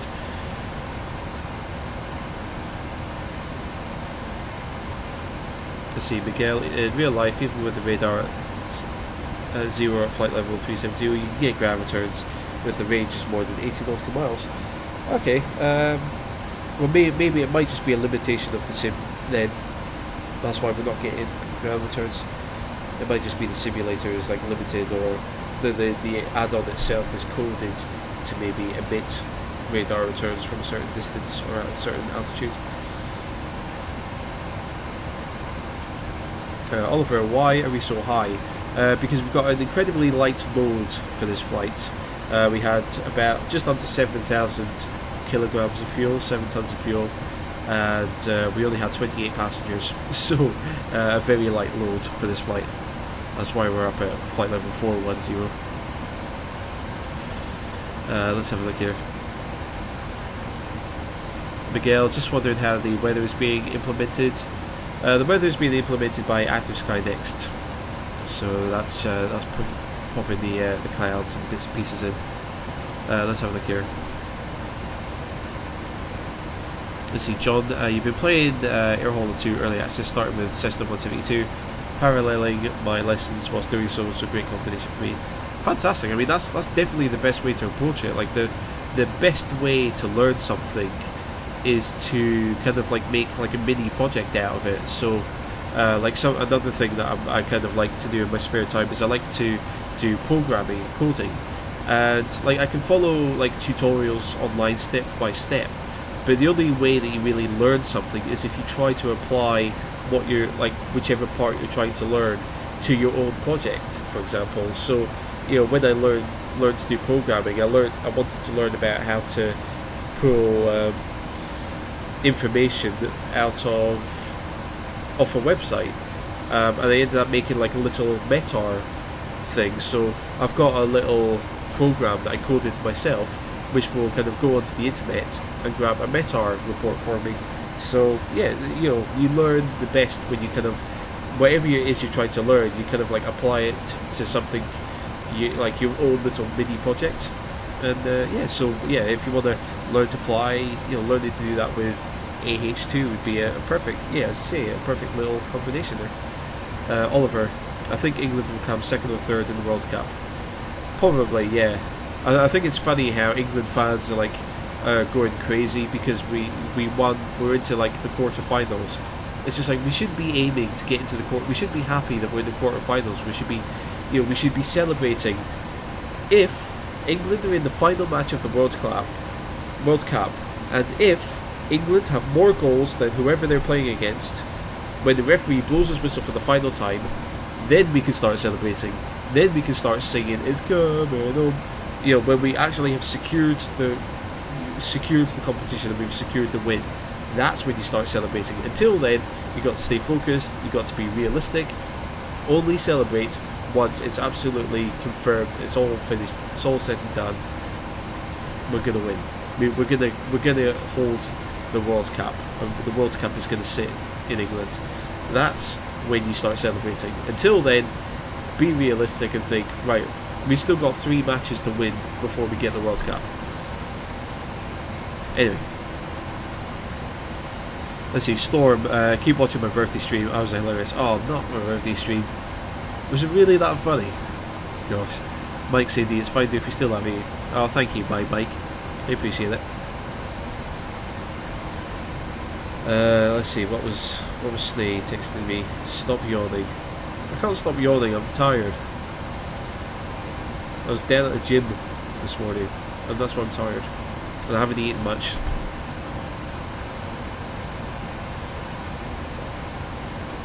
If I want to yawn, I'm going to yawn, alright?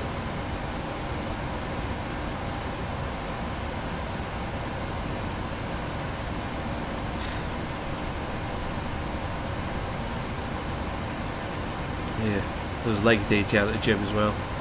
So I'm extra tired because I was working big muscles.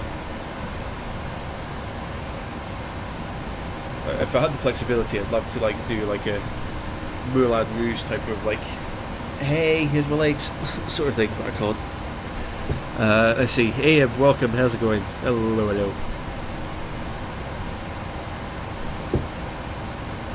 Oh gosh. Yeah, speaking of legs, I need to stretch my hammies.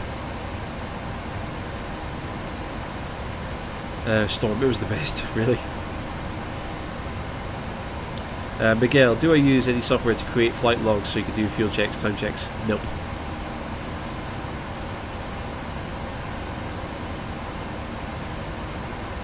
Nah, I like flight simming, but I don't want to take it too seriously. You know, because yeah, I don't want to take it too soon. Like I've got a job now. My job involves, you know, scheduling aircraft and pilots, and you know, maintenance requirements, or like scheduling aircraft to go in for maintenance and stuff like that. So I do all of that sort of stuff in real life as it is. I don't want to come home and do it all over again for, you know, for a simulator.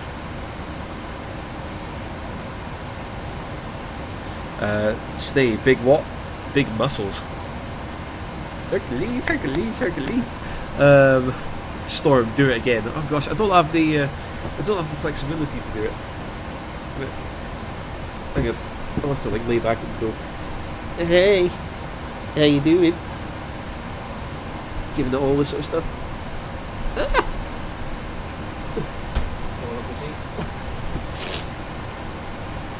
Yeah, my big hairy ape-like legs. How long until top of descent? Not long. I'm going to be there any moment now. 11:42, so 5 minutes to top of descent.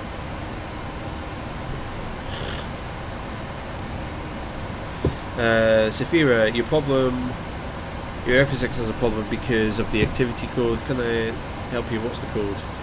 If you've got any tech issues, you'd need to contact the developer. Yeah, if you've got any technical issues with FSX, you'll need to contact the developer for assistance. I can't help you out with that. Storm, show us your legs, just did it. Snake's laughing his ass off. Miguel, I want to hear PA. Oh gosh, right, let me think of how I'm going to do this.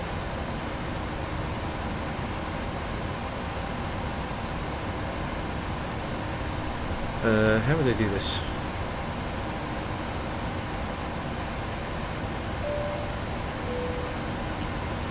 Good afternoon, ladies and gentlemen. This is your captain speaking. We've had a nice flight. We've been cruising along at 41,000 feet at approximate speed of 434 knots, which is an unknown number in miles per hour, which is something that most people can relate to. We're shortly going to be beginning our descent in towards Copenhagen. Weather in Copenhagen at the moment looks very nice from what we can see out the window. So we're expecting it to be very similar to London Luton, as we it should be very similar to the weather that we left in Luton. So before we land, I just want you to sit back, relax and enjoy the flight. We'd like to thank you very much for flying with Ryanair today, and if you have any onward journey, we wish you a pleasant onward journey. We should be arriving in Copenhagen at approximately 12:14 Zulu time, so that will be about quarter past the hour. So yeah, we should do our typical Ryanair hard touchdown. If anyone needs to have their spine readjusted after landing, please go and see the first aiders at the terminal. They'll be able to help you out with that. Once again, thank you very much for choosing to fly with Ryanair, and we'll hopefully see you again on another flight very soon. There we go, how's that for PA? Stay, oh damn, neon white lights on camera. Yep. I'm surprised you all didn't go blind seeing my neon white legs. Taha, welcome, how's it going? Storm, very nice, hairy men are hot. Oh, Storm, behave yourself. Yeah. We're very good to cuddle up to in winter as well.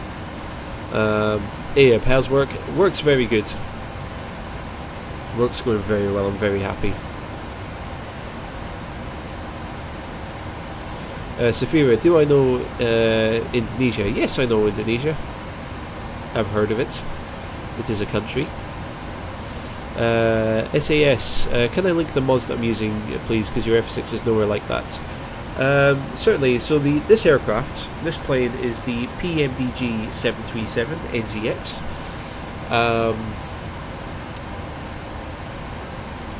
The weather is being handled by an add-on called Active Sky Next,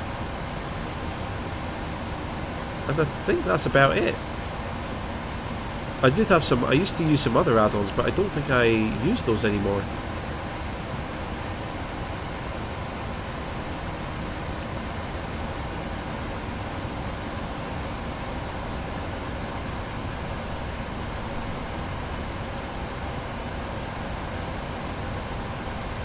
Jonathan, welcome, how's it going? Let's see, Mike, how fast can you go with that plane? Can I reach that now? No, I can't. We're currently flying at Mach 0.8. The cruising speed of an aircraft is typically measured as a fraction of a Mach speed, so we're up at Mach 0.8 at that point, so whatever that is, figure it out. Let's see, Miguel, cool. I would just say you should prepare already for the approach. During descent, nothing should be changed unless ATC changes plans. I've already set up the approach during the cruise. I'm already well ahead of that. Like I am a flight simmer and I do tutorials, but like I'm not a religious, by the book pilot. So I like to keep things a bit more relaxed. Aiden, can the 737s go up to flight level 430? Some aircraft can. I'm not sure. I'm not sure if the 737s can do it. I think 410 with a very light load. 410 is probably the maximum. But yeah, like the newer composite aircraft can fly a bit higher. I think even a light 747 can fly pretty high as well. But yeah, basically the higher an aircraft is, the higher an aircraft is, the better, really, because it's more fuel efficient. It can fly faster. There's less air resistance and stuff like that as well. So.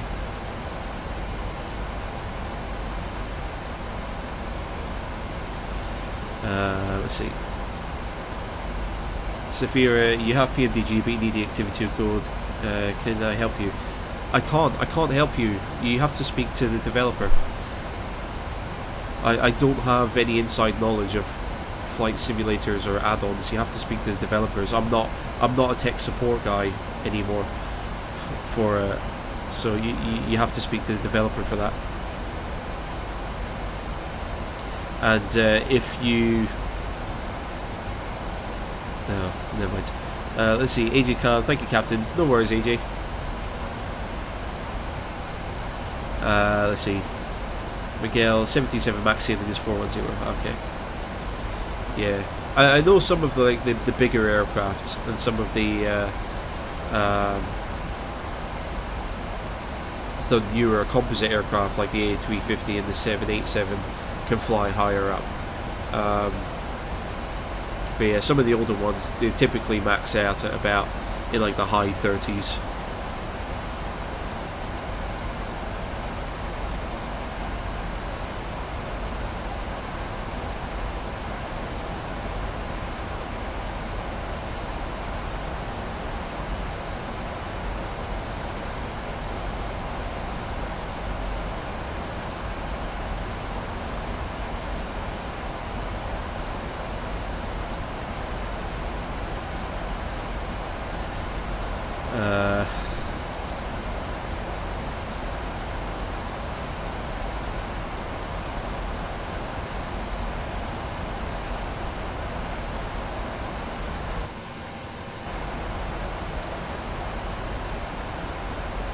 Let's have a look here.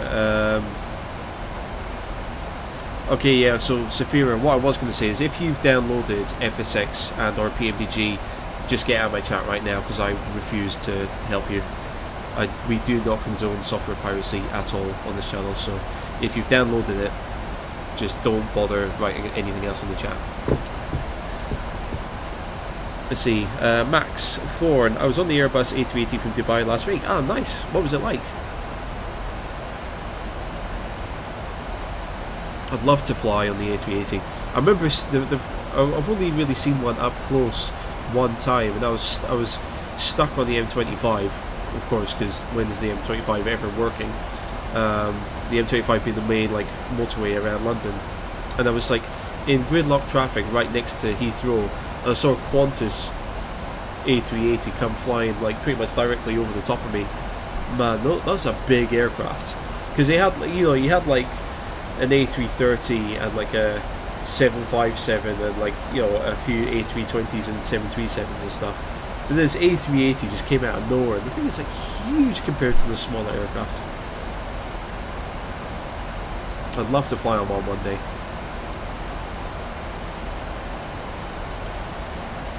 Let's see. Max, Emirates economy class is insane. I imagine it is. Emirates have got like incredible quality for their class systems.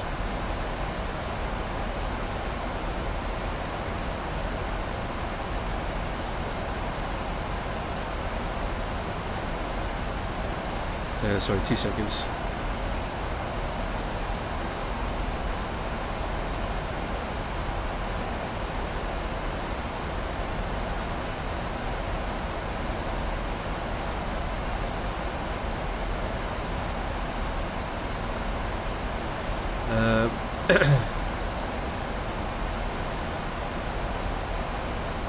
Let's see, John Martin, curious, do you install much scenery or are you someone who concentrates on the aircraft themselves? I'm most definitely more of an aircraft focused. Thank you for the text today. Yeah, much more like aircraft focused than scenery. I often get a lot of stick from people in chat saying, "Oh my god, you're flying to like an airport with default scenery." It's just like, yeah, because I value the aircraft and actually learning the aircraft more than I value good looking scenery. So I'm definitely more aircraft focused. Alistair McCollum, do I plan on becoming a pilot? Yes, I would love to get a PPL one day. It's something that I'm working on. I'm working on saving up some money for it just now.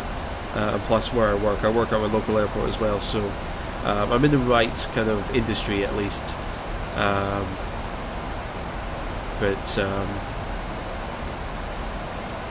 I just can't afford to do it right now. But one day, hopefully I will get there.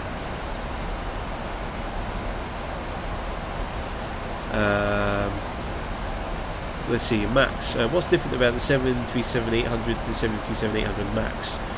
The 737-200 Max. Well, I know they've made some changes. Like obviously the Max has the what's it they call it, scimitar wings. So they probably made some like various optimizations here and there. They probably upgraded some of the screens and whatnot in the cockpit.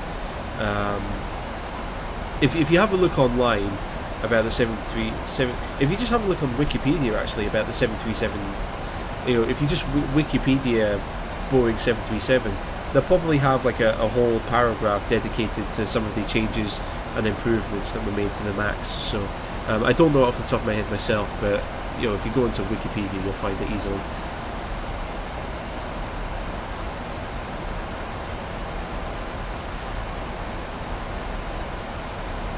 Do I know Garuda Indonesia? I can't say that I do, but I've no doubt that they are an Indonesian airline.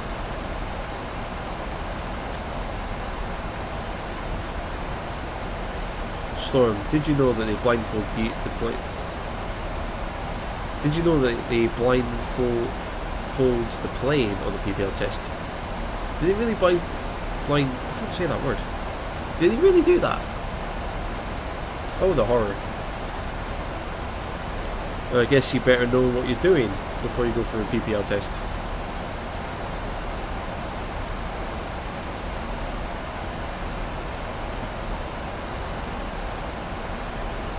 Severe Ryanair. Do I know Ryanair? Not sure. I've not heard of Ryanair. I don't know too many of the airlines out in sort of the Far East, relative to the UK, the Far East. Max 4, do I know what FSX CC is? No, I don't. Mavadrian cannot be true. What cannot be true? Miguel, the plane on the instruments. They blindfold the plane. You just imagine the plane with like a cover over the windscreen. For God's sake. Yes, you have to fly instruments only. Yeah, it's only for a brief period though, because the PPL is most definitely more visually focused. There's very little reliance. Well, from what the pilots and flight instructors have been telling me, there's very little weight put on instrument flying.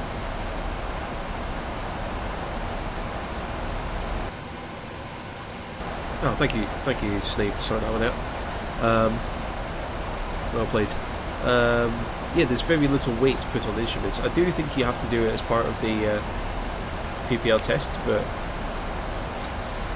yeah, it certainly sounds like more like an IMC thing, but never mind. SAS, what do I think about Aegean Airlines? I don't know, I've never flown with them, so I can't really make any comments. Other than that they have some very, very attractive air hostesses. Let's see, Mavadrian, $10 Canadian. Thank you very, very much. That's incredibly kind and very, very generous of you. Considering I haven't done a live stream for a long time, that means a lot to me, so thank you so much. Let's see, John Martin, have I ever considered around the world flights type of project? Yes, I have. Yeah, yeah, I do. I've got plans for one. I was planning on doing like a VFR around the world flight in the Cessna 182, the A2A Cessna 182, but it's just finding the time to do it, and I'm not sure what format to do it in. Like, do I do it as a live stream, or do I do it as like proper like edited videos? Because I don't want it to just be like a bog standard. Oh god, we're going here. Like, it's not going to be like around the world, like just beelining in a straight line around the equator or something. Like, I want to visit every single country and do like an actual world tour sort of thing. So it's been planned. I've done a lot of planning for it, but it's just I'm not sure how to implement or present it yet.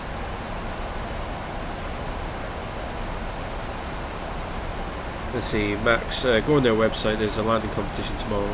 Oh, is that the FSXCC? What are they? Who are they? What do they do? Alistair McCollum, can we do a flight on VATSIM or something? I tend not to, because I like, as you might have guessed, when I live stream, I like sort of chatting and interacting with the chat. And being on an ATC service would just kind of like keep interrupting and disrupting me. So I'd rather not. And plus, yeah, I just don't like VATSIM anyway. And Miguel, PPL is all about VFRs, there's no way you're allowed to do that. For the IFR then yes, normally put some goggles on, doesn't let you see it in front. I think you might do a tiny bit of instrument flying, because some of the student pilots I've spoken to said that they've been doing instrument flying, so I think you might cover it briefly as part of the PPL.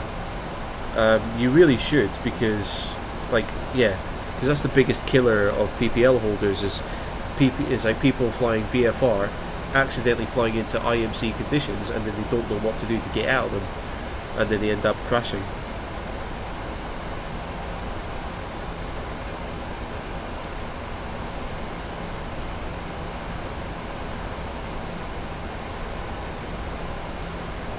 Let's see, Twin. Can I recommend an FSX startup Boeing 737?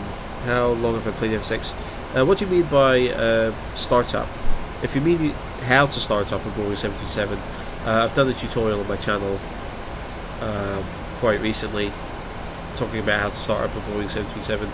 And as for how long have I played FSX? We're talking years and years and years. I've been playing FSX for a long time. On FSX Steam Edition alone, I've got about 800 hours, but I've probably put in at least 2,000 hours before that, before FSX, because I had FSX, like the DVD version of FSX before that, and I put a lot of time into that as well. Let's see, John Martin, do it as a combo, live stream or not. Flies to get the time, did one myself years and years ago, lots of fun. Yeah, I might end up doing that. I might end up doing it as live streams, because live streams take a lot less kind of work.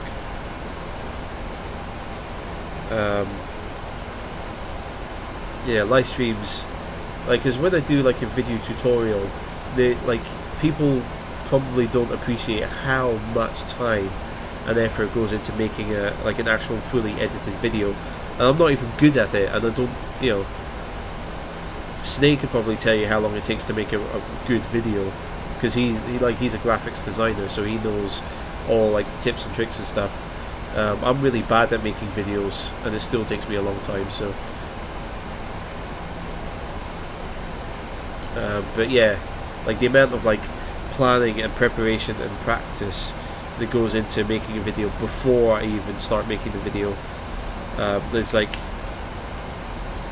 planning. There's like learning and studying a concept myself, and then practicing it to make sure I fully understand it, and then I have to I have to like practice it so I can like demonstrate it on a video, and then I have to like write a script for a video, I have to narrate the script for the video, I then have to record footage for the video, I then have to edit footage together. I often have to make some very basic and rudimentary animations to go with the video as well. I have to do like graphic design work, which is still really bad graphic design work, but it's still something that has to be done to help emphasize points that I'm trying to make and help kind of just add value to the video.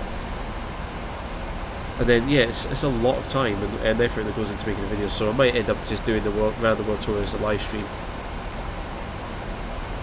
because the live stream you can basically just go, right, where am I going, where am I starting, where am I going, right, just get a code, start the software, go. Let's see, TMP, yeah, TMP's not around today. I did message him to say that I was live streaming today, but he might be busy today. I think he said he was going to be busy this weekend. Let's see, Jack's Mods, I don't get how to do an ILS landing for a Boeing 737. It's all about setting up the radios and stuff, which I actually need to do. I just realised I haven't done anything during the descent here. Right, landing altitude set, destination, yep, that's correct. Enunciate to recall, check, yeah, that's correct. CDU descent page, approach VRF's not selected, yep, I know. Forecast transition level was 5,000 feet. Init ref, do flaps 30 landing.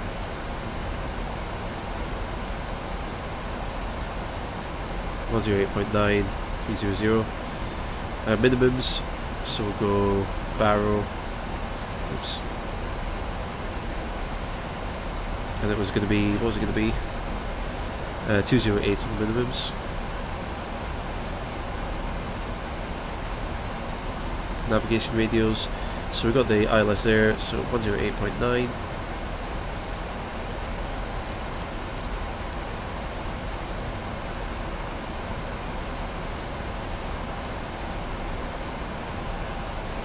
So the course is in 300.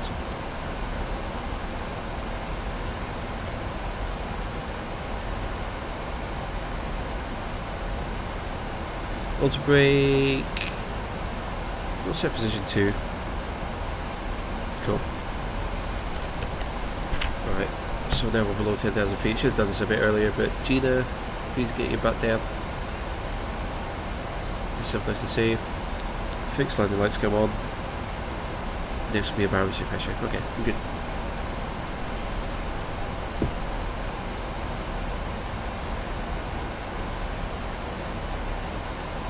Let's see, John. I actually do appreciate the time involved. Well, thank you very much. I'm glad. But let's see. Yeah, no, sorry, John. Like when I say that, it's like it's often because I get a lot of like impatient young kids on my channel saying, "Where's the video? Where's the video? Well, you said you're going to make a video," sort of thing. So sorry, I've kind of like just rehearsed that response and said it too many times. But no, sorry.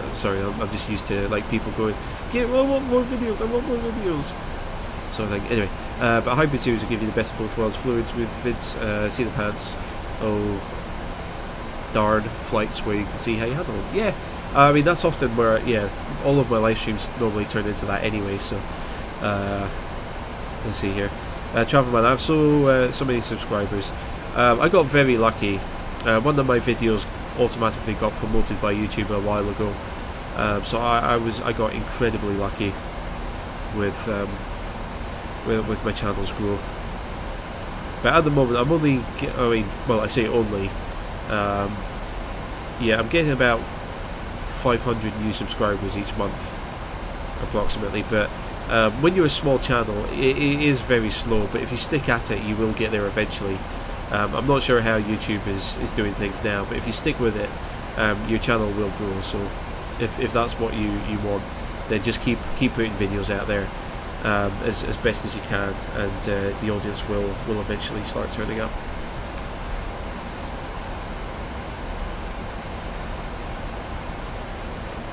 Aviation Hub. What website software do I use for my flight planning, and do I use the PMDG checklists?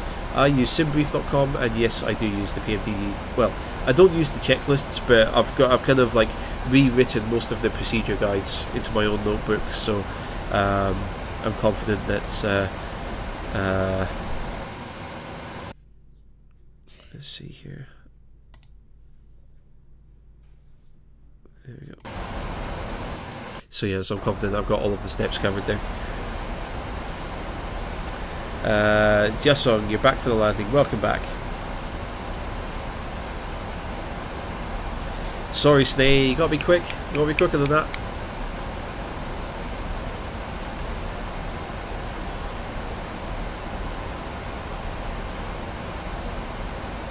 I mean, Snee, I can undo that and you can take care of it if you want. You gotta be quick, man. You gotta be quick.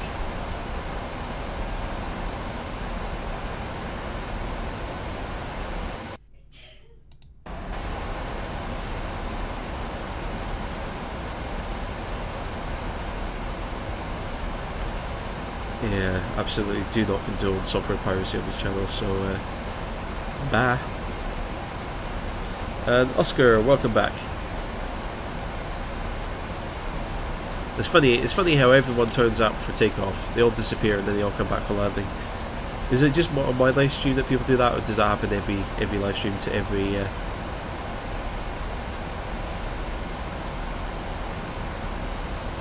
to do that? Snake, we were talking about that earlier, remember? Or am I reading that literally instead of metaphorically?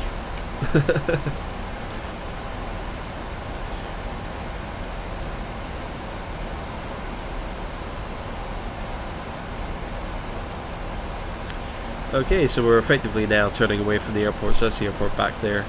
Just going to turn around. We're effectively doing like a big downwind leg.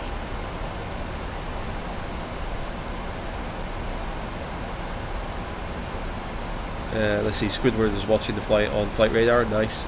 Storm happens everywhere. Ah, okay, good. I was almost about to get offended there. Oh my god, no one wants to watch me fly. Oscar, no, just had to eat. Oh, no worries, Oscar, I feel you. I'm going to go and get a big lunch after this. I'm starving. Squidward, 4,000 kilometers feet. No, we're at 5,000. Actually, now we're past 5,000. We come back to local air pressure, which I should have checked actually. Now I can bring up my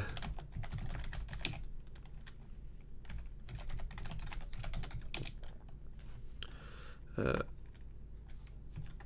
we go, that's what we want. EKCH. So this is my little, this is the METAR program I was talking about earlier. 241016. Okay, that's what I was looking for.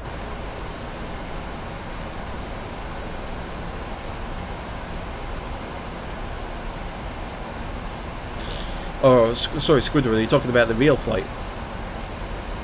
Okay. Snay wanted to have approval on the written form because that is a point of proof for the court. Oh, sorry.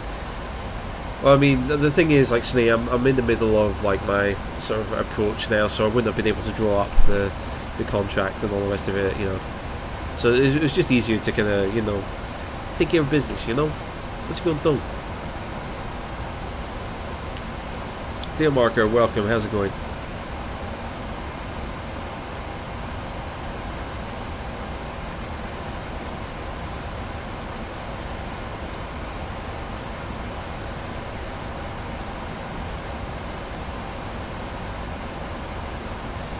Dear Marker, which flight are we following? We are following Ryanair Flight 7408.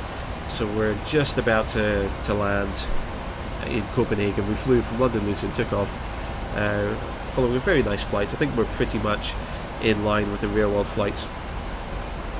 And we're just about to come in for a landing here.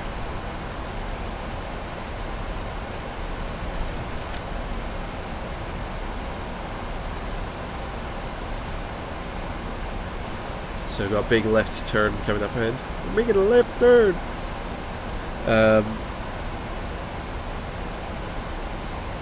And then yeah, we'll start. You can see we've got the decel point on the map there as well.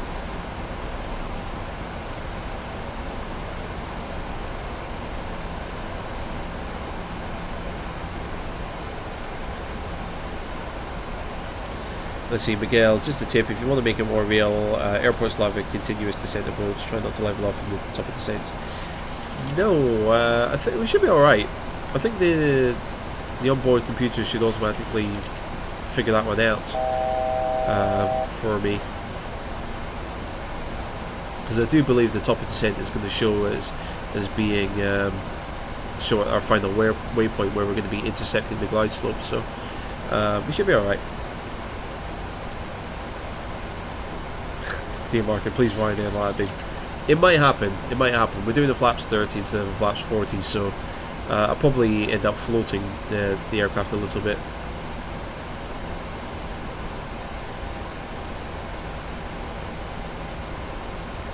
Squidward, please make it soft.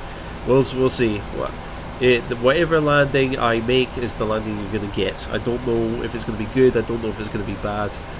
But whatever happens is going to happen, so we'll just have to wait another couple of minutes and we'll see. Lucas, welcome. How's it going?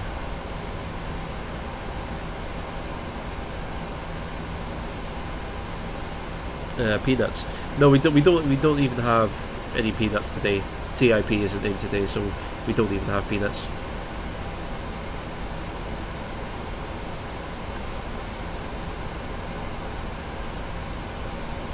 Miguel, VNAV doesn't work if you don't update the info on the FMC, such as winds and QNH and stuff. Okay. Well, like I said, I'm not like a religious sim pilot, so I'm not following real world procedures perfectly. Storm, donuts. Donuts are a good shout. I like donuts. We have a good relationship with donuts on this channel.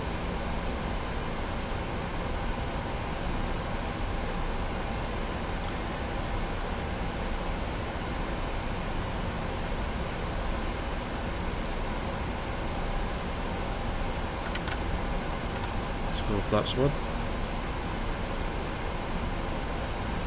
Arm approach, hold.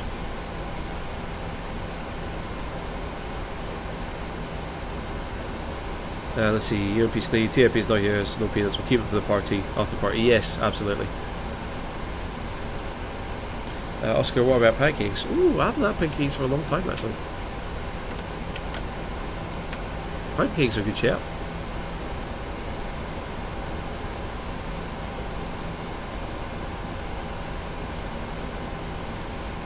Do that there.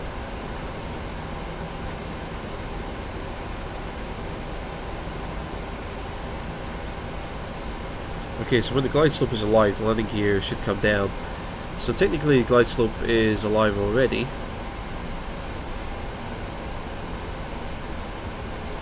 I'll just wait until we intercept the localizer. Well, we're pretty much going to be intercepting the localizer and the glide slope at the same time by the looks of it. So yeah, we'll see. I'll keep the wheels up for the time being. Actually, no, I won't, because I'm going to hit the glide slope in a moment.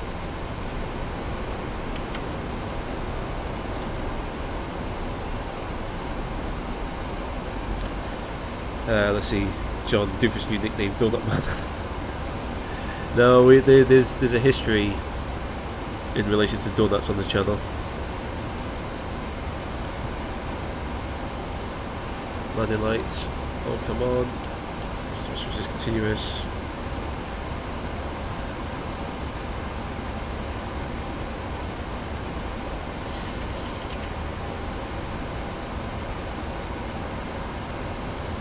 And we did get the glide slope there, thankfully.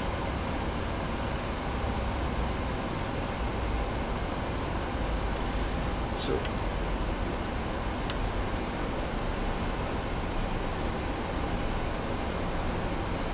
I'll just speed down to VREF now. I know it should be VREF plus something else, but no, never mind. Missed approach altitude, I think it is 3000, so we'll leave that as it is. Right.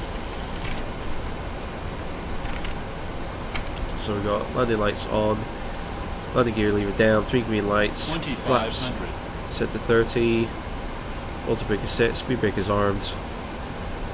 All good.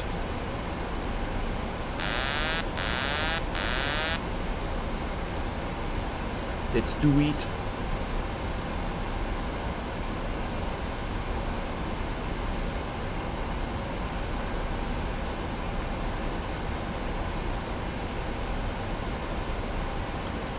DMark, you're currently doing a 5-hour flight in X-plane. Don't know what you were thinking when you decided to do that. Oh dear.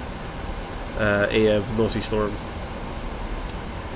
Yeah, there's been a couple of comments here and there from Storm, winding people up. Manish, welcome. Hey Doof, hope I didn't miss the flight. No, we're just coming into land, so you haven't missed too much.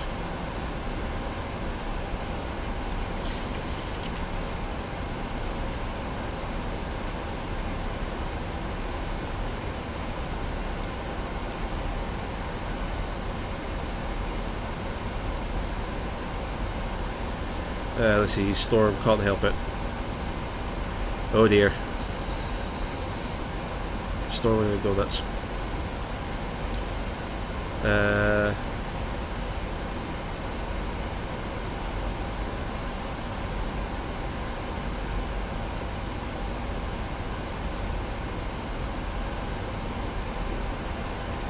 So just following the flight director at the moment.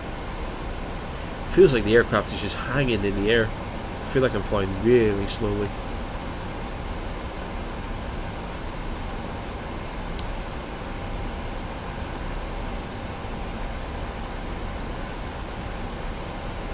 So yeah, so I'm just using the pink flight director bars there, just to keep myself in line.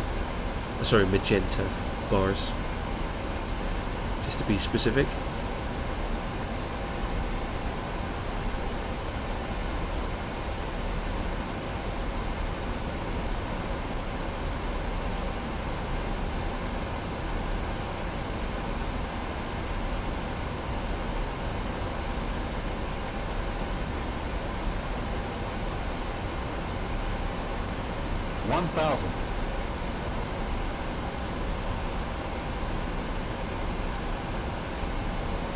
Pushing those down a little bit more. Taha, which joystick do I recommend? Any joystick which has got a throttle control, like a throttle slider or a throttle lever, plus a twist function as well, so you can use the rudder.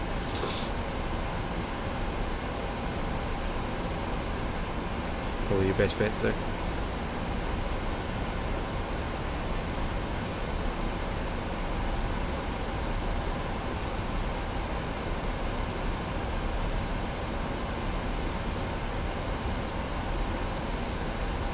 slightly off centre.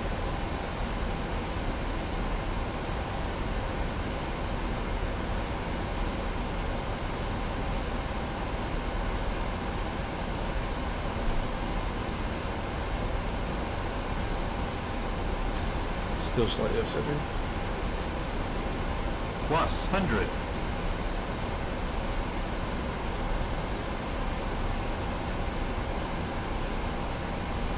Minimums.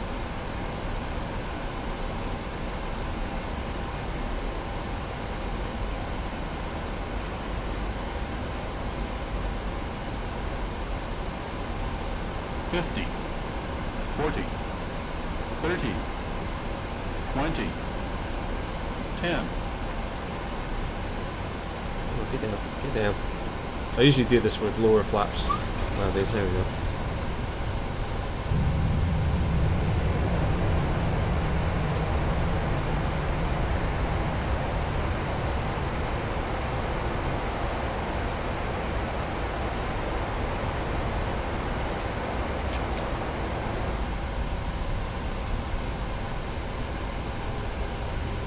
There we go.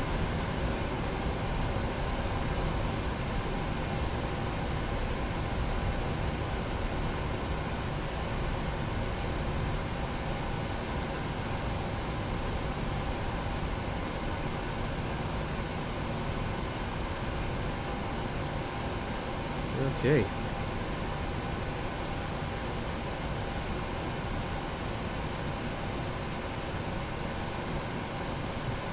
So, they can all come up. It says they can come on. Hobbies come off.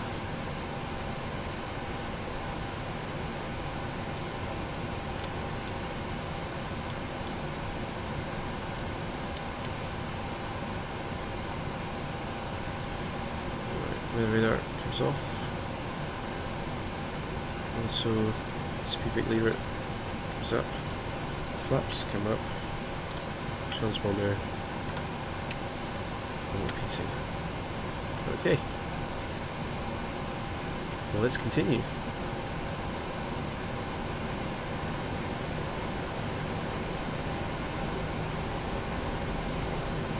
Let's see, dear Market, do I think my A320 tutorials will apply to the flight factor? Probably not. I don't think the Aerosoft A320 goes into enough detail, whereas the flight factor is a much more detailed version of the Airbus. So I don't think that my tutorials will be detailed enough for that aircraft. You can probably glean a lot of information from my tutorials, but they probably won't be perfect for the flight factor.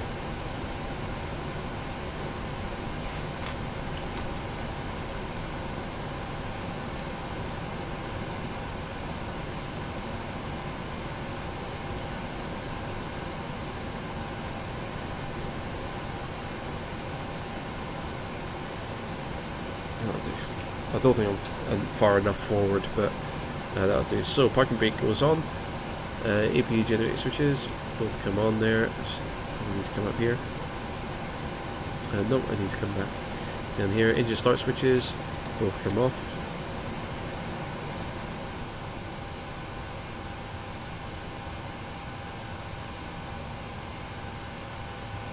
The engine spool down. Anti-collision light comes off. Fuel pump switches all come off. Anti-ice switches, didn't use them. Hydraulic switches. Let's see. Engine hydraulics on, electric hydraulics off. Recirculation fans is needed. So right there. Packs on auto, isolation valve comes open. Bleed air switches all come on. Exterior lights as needed. Taxi light can come off. Oops. Flight directors both come off. Transponder just a standby.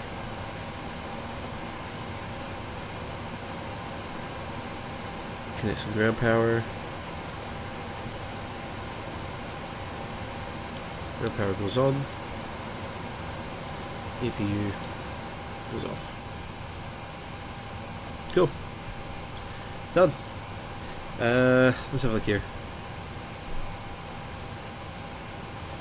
Mike, landing gear, don't forget it. Don't worry, Mike. I've learned a lot from my escapades. Taha, got the Logitech Extreme 3D Pro. Do you need to upgrade?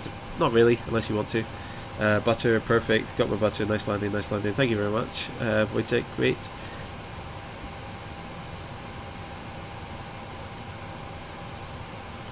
Let's see. G-Man, what plays is PMDG 77? Thank you, Snee. Yeah, there you go. That was it. So I'm not going to be doing any more flying. However, I'm going to stick around and chat for a little bit. So if you want to stick around and chat, feel free to do so. Probably stick around for another 10-15 minutes. That's it. So we flew from London Luton to Copenhagen. And we ended up here in one piece in a relatively normal and uneventful flight. And the parking job was all skew with, but be fine. So yeah, let's see, Manish, did I think of which plane I want to do next for tutorials? I recommend the ATR at 72. Yes, I'll be doing the Dash 8. I'll be doing Dash 8 tutorials next. No idea when I'll be making a start on them, but I will be doing Dash 8 tutorials next. Oscar, thanks so much for the stream. A322 tutorials, they help you loads. I'm glad, Oscar. Thank you very much for watching those, and yeah, I'm heading off. So yeah, so I'm not going to be doing any more flying, but if anyone is going to leave the stream now, before you leave, just give UMP Snay a big thank you for helping mods there. Before everyone leaves as well, I also want to shout out Ingty22 and Mavadrian for your very, very kind and very generous donations during the live stream. So thank you to you both very much. Of course, thank you UMP Snay for modding the chat. And yeah, I had a couple of people keeping you on your toes today, so thank you for looking after me and taking care of those people. But yeah, so if anyone wants to see me and Snay playing some games other than Flight Sim, do a search on Twitch for UNP Snay, all one word. Snay, if you want, type the link in the chat there, because me and Snay, we're probably going to be playing something later on tonight on his Twitch channel. We often play, because we always play some games almost every weekend together anyway, but now Snay he's got himself a new internet connection, so now he's starting to live stream our kind of gaming escapades, so it's good fun. So if you want to come along and see me and Snay having a laugh together and talking about all sorts of rubbish, feel free to come along and watch the Snay's Twitch page there. Yeah, forewarning, it's an 18 plus channel. We talk a lot of we talk about a lot of things, so just be aware that I like to keep things clean and tidy and professional on this on my YouTube channel, but on Twitch it's just two young guys having a laugh, having a game, and just talking about all manner of things. So it's a bit more colourful over on Snake's channel, so just be forewarned if you want to come over and have a watch there. Let's have a look here. John Martin, speaking of donations, how and where, you can often, the way that most people do it on YouTube here is through something called Super Chat. You can donate through something called Super Chat there. Alternatively, I do have a Patreon page, although I don't really do anything on Patreon, so I might be closing that down shortly, because I really haven't been giving my Patreon supporters anything exclusive. Yeah, and beyond that, you might be able to catch me on Twitch, because I do my own live streams on Twitch every now and then. So we might I don't know. Snay, are we going to do a live stream on your channel or mine tonight? I'm not sure. No, we'll do it on yours, because I've already said I've already been pimping out your channel, so we'll do it on yours tonight. But yeah, I do also accept donations on my Twitch channel, which goes through a different system as well. So there's that as well there. Manish, do for any more videos coming from the 737? Yes, I am still working on them, but because I've got a job now and I've kind of put more time and focus into doing a good, having a job and just generally having a life away from my computer. Like, I'm much more active now. I'm going to the gym, playing badminton every week with my mates. I'm playing golf with one of my other mates as well, once a week. So I'm being a lot more active out of the house and away from my computer. So So yeah, so I'm not sure when the rest of the 737 videos are going to be made.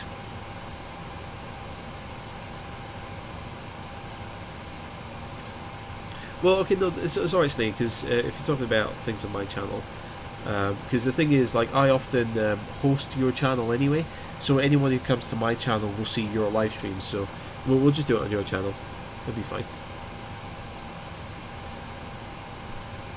Anyway, let's see, Travelman, how do you change your altitude in Airsoft? You dial the altitude and then pull, right click or pull the control towards you to change your altitude there. Storm, great stream today, thank you so much, enjoy the rest of the day, dude. Yeah, I will do, Storm, thank you very much, I hope you have a great day as well, and I hope you don't get too hot and bothered down the road there. Go and grab yourself a donut. Let's see, Oscar, how much does the PMDG 77 cost in pounds roughly? Gosh, you're looking at about 50 to 60 pounds. It's one of the most expensive add-ons available, but it is so worth it. The level of detail and quality that goes into all of the PMDG's products is ridiculous. They are the best, the absolute gold standard in flight sim add-ons. They are expensive add-ons, but they are entirely worth it. If you dedicate the time to learning the aircraft, they are so worth it. So they're expensive, but they are worth it. Let's see, stay button lower left corner. Okay. Oh, John Martin, $5 donation. Thank you very much. That's incredibly kind. Like you say, like for anyone to donate any amount of money in any currency to me means a huge amount to me. It's not something I ever take for granted. It's not something I ever expect. It's not something like I kind of force people to do. But yeah, I'm just incredibly grateful that people think highly enough of what I've done on this channel to donate money to me. So I'll never take that for granted. So thank you very much for that. Let's see, Aeb, visit Twitch's net Raxer, net Razor. Okay, no worries, Aeb, we'll keep an eye out for you. You might have to remind us when you get there what your YouTube name is so we recognise you, but no worries, we'll keep an eye out for you. Storm, will have it done that. Good for you. Go on, Storm, why don't you be a bit naughty and have 2 donuts? How about that? And make sure they're like proper donuts, like Krispy Kremes. Like don't have like the Tesco's old brand. Go get some proper like Krispy Kreme donuts. Let's see. And yeah, as Snay says there, yeah, there's going to be a lot of cursing and bad language. So yeah, on my YouTube channel, I'd like to keep it nice and kind of clean and professional-ish. But yeah, on Twitch, me and Snay, we just let it all hang out. So just to be warned if you do decide to come along tonight. I don't know what time we're going to be streaming. Maybe 9 PM British time. Probably. I'm not going to be able to stay up too late because I'm working tomorrow. But maybe 9 PM British time we'll probably stay up till. Oh no, we'll start at 9 PM, 8 or 9 PM British time, and then we'll play for a little while. Play for a couple of hours. John Ingram, a little bit late, but hello Doof, how you been? I've been good. Yeah, sorry John, we're just kind of wrapping up the stream at the moment, I'm afraid. But yeah, we're doing good. We're doing good here. Let's see, John, it's a reflection of the fact that your videos have reinvigorated your own interest in simming. Certainly not enough to feed you more than a couple of donuts. I don't mind. I mean, that's usually what I do anyway. Like, I make jokes about... Because we have, like... Because, John, I think you're quite new to the channel, but we have a lot of running gags during these live streams. For example, like, the only, like, meal that we have for passengers, imaginary meal that we have for the passengers, which are everyone watching, is, like, 1 single peanut. And it's not 1 peanut per passenger, like, it's 1 peanut to share amongst the entire plane. But, of course, me, Snay, the flight crew, we all get, like, Mars bars and packets of crisps and cans of Coke and stuff, whereas all of the passengers just get a single peanut. If my other moderator, TIP, the incompetent pilot, that's not making a joke about him. That's what he called himself, the incompetent pilot, which we shortened to TIP. If he was here, he would give you the whole spiel about kind of the catering and stuff. But yeah, it's like, as I said, it's like a running gag that we have on the channel here. And yeah, you probably heard me talking about it earlier, like Gina. Like I've got like an imaginary my imaginary flight attendants. So Gina's basically a beautiful Greek waitress who I met a couple of years ago when I first went to Greece, and I made a joke when I first saw her. I made a joke. I said to Stay, I'm going to marry that girl one day. And yeah, she's just become like a running joke. So she's one of our flight attendants. There's another girl who works at the same place called Petrula, who Snay took a liking to. So they're sort of two of our flight attendants. They're two like Greek waitresses. And then we've got Serge from Beverly Hills Cop. He's one of our male flight attendants. And then we've also got a guy. We call him Terry. I don't know why we call him Terry, but yeah, if you do a Google search, or sorry, YouTube search for Mike Marino, he's a comedian. He's like a Italian American comedian. If you do a Google search for Mike Marino IKEA, like he's just like really like Italian American, and he's like proper like mafia sounding kind of guy. Like, yeah, I was going down to see this guy, and we're going to talk a little bit of business, sort of that kind of a guy. The family is really disappointed with you, sort of thing, like a real like Italian American. But then he does this impression of this guy working in IKEA, and you just have to watch it, unless people really push me to do the impression. But yeah, he does this impression of like an attendant working at IKEA, and he just completely flips it, and it's ridiculous. So yeah, if you do a search for that, you'll see what I mean. But yeah, he's going to be our fourth flight attendant there. Anyway, let's have a look here.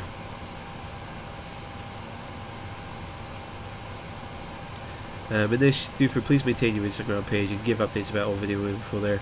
I don't use Instagram. I completely forgot I had one, to be honest. And I'm not like a photo guy. Like, I don't go around taking photos of everything, and I don't really fancy sharing my entire like every day of my life online. So no, I'm quite happy not living an online life. I'm very happy getting out of the house and out and about.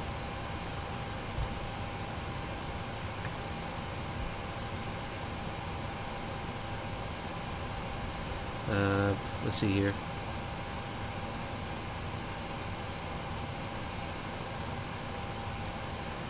Let's see, Captain Scoop, shall we do shared cockpit? I don't do shared cockpit, I'm afraid. Let's see, Taha, hire Emma and I'll be your flight steward. Who's Emma? Storm, any vacancies for new flight crew? Maybe Storm. Maybe if you're able to bring in a supply of donuts for the flight crew only, not the passengers, but the flight crew only. Yeah, we might be able to slip you in. Let's see, Mike, can I fly a space shuttle? One day I'll be able to fly a space shuttle, not at the moment, but I do know that there's a space shuttle simulator out there called Orbiter, which is meant to be really good, so I might try it one day.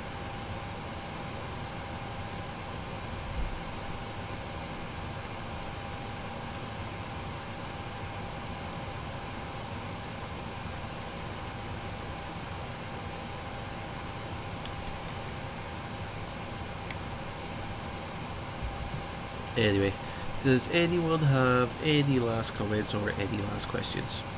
Because England are playing soon, aren't they? They're playing at 2 o'clock. I'll have to go and get some lunch, chill out, sit back, relax.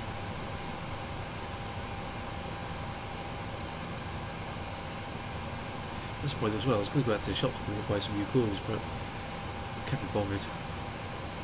Storm. Oh yeah, I'm bringing plenty of donuts. Yay, donuts! Oh, it's going to be so bad. Like, I'm going to the gym now, and all I can think about is donuts. I'm going to Greece in a few weeks. All I'm going to do is just eat non-stop when I get to Greece. I've literally the whole reason I've been going to the gym, started going to the gym, is just to like make space. get myself nice and thin so I can go to Greece, eat a lot of great food, and get fat again. That's basically how it's going to be. Let's see. Snay, last comment. Play Mike Marino's video. Okay. Okay. Yeah, we'll do Mike Marino. Hold on. Where are we? I can only play like a short clip of it. Alright, let me put it up here.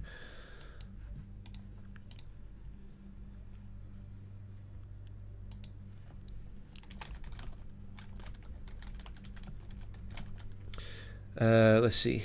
I love how I go to YouTube and it says your current live streams. I know YouTube. I know that I'm live streaming. I'm the one who's live streaming, so you don't need to tell me that I'm live streaming because I know that I'm live streaming. Right. So I need to get this here. I need to get it right. All right. Let's see. All right. Okay. So hold up.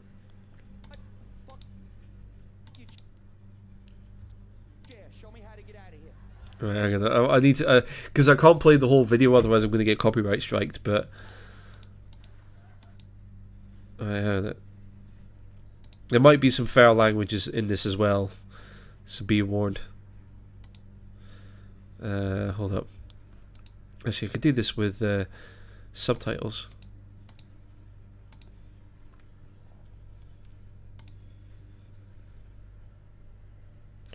Right, hang on, I'm just working through this.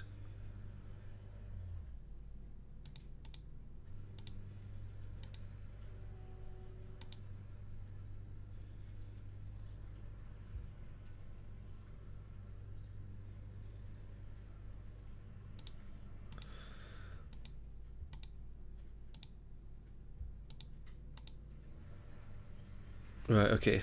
Right, we'll start off with this.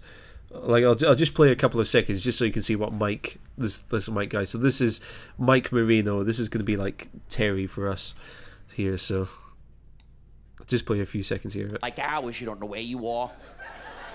In IKEA. Anybody ever go in there? You walk in, you're so lost. That's why they serve food, because they know you're starving. I'm like, I can't get out. I give me meatballs. See what I mean? So he's like a proper like Italian American kind of guy, and then there's part of this video where he mimics one of the guys working there. Right, and then here we are. Right. Hang on. Okay, there we go. Working there? And he was yelling at me from across the room, you know, because you got to follow the arrows. And he's yelling at me. He's like, follow the arrows. You have to look down and follow the arrows, sir. They're on the floor. So, yeah, so that's our number 4 flight attendant right there. Follow the arrows. So, there's actually, me and Snay did a video where we joke about that as well, ages ago, but there you go. So that's Terry, our 4th flight attendant. Oh, there we go. So, let's see, John, are the routine streams starting again now, Doof? Not yet. No, I'm actually just starting a new rota at work. Like, we've just changed sort of the opening times of our workplace and sort of how we're organising the team. So, once I kind of get settled with that and introduce. Once we kind of get settled into that, then I'll start looking at if I can start working in some more live streams in and around that. But as I said, like, I've been, like, the past couple of months, I've been trying to, like, you know, kind of rebuild my life away from my computer, and I'm really enjoying it. So I'm really mentally, I'm in a good place at the moment. So I don't know if the live streams are gonna continue all that much, but we'll see. I'm enjoying my life away from the computer at the moment. Let's see, Taha, am I going to the gym to eat a lot or to impress the real life Gina? Bit of both, if I'm going to be honest. Burke, welcome. Can I make an Airsoft Twin Otter video? No, because I don't have the Twin Otter, I'm afraid. Let's see, Shant, welcome. How you doing, hi chat? Sorry, Shant, I'm afraid we're at the end of the live stream here. Yeah. Does anyone have any last comments or questions, actually? Because I'm starting to get starving, so I want to go and have some lunch. So yeah, so we've got Gina, we've got Petrula, we've got Serge from Beverly Hills Cop, and yeah, Mike Marino or Timmy.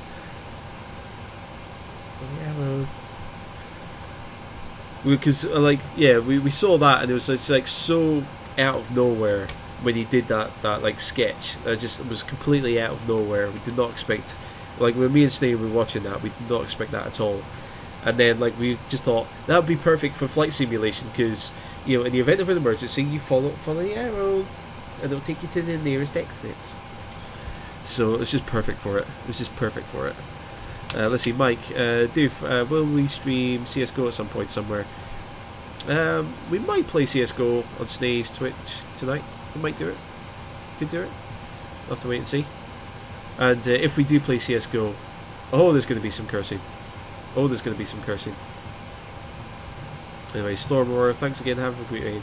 No worries, Storm. Yeah, see you later. And yeah, don't forget those donuts. We'll see you again soon, hopefully. Alright, does anyone have any last comments or questions? Mike, in your Twitch? Whose Twitch? Snae's Twitch?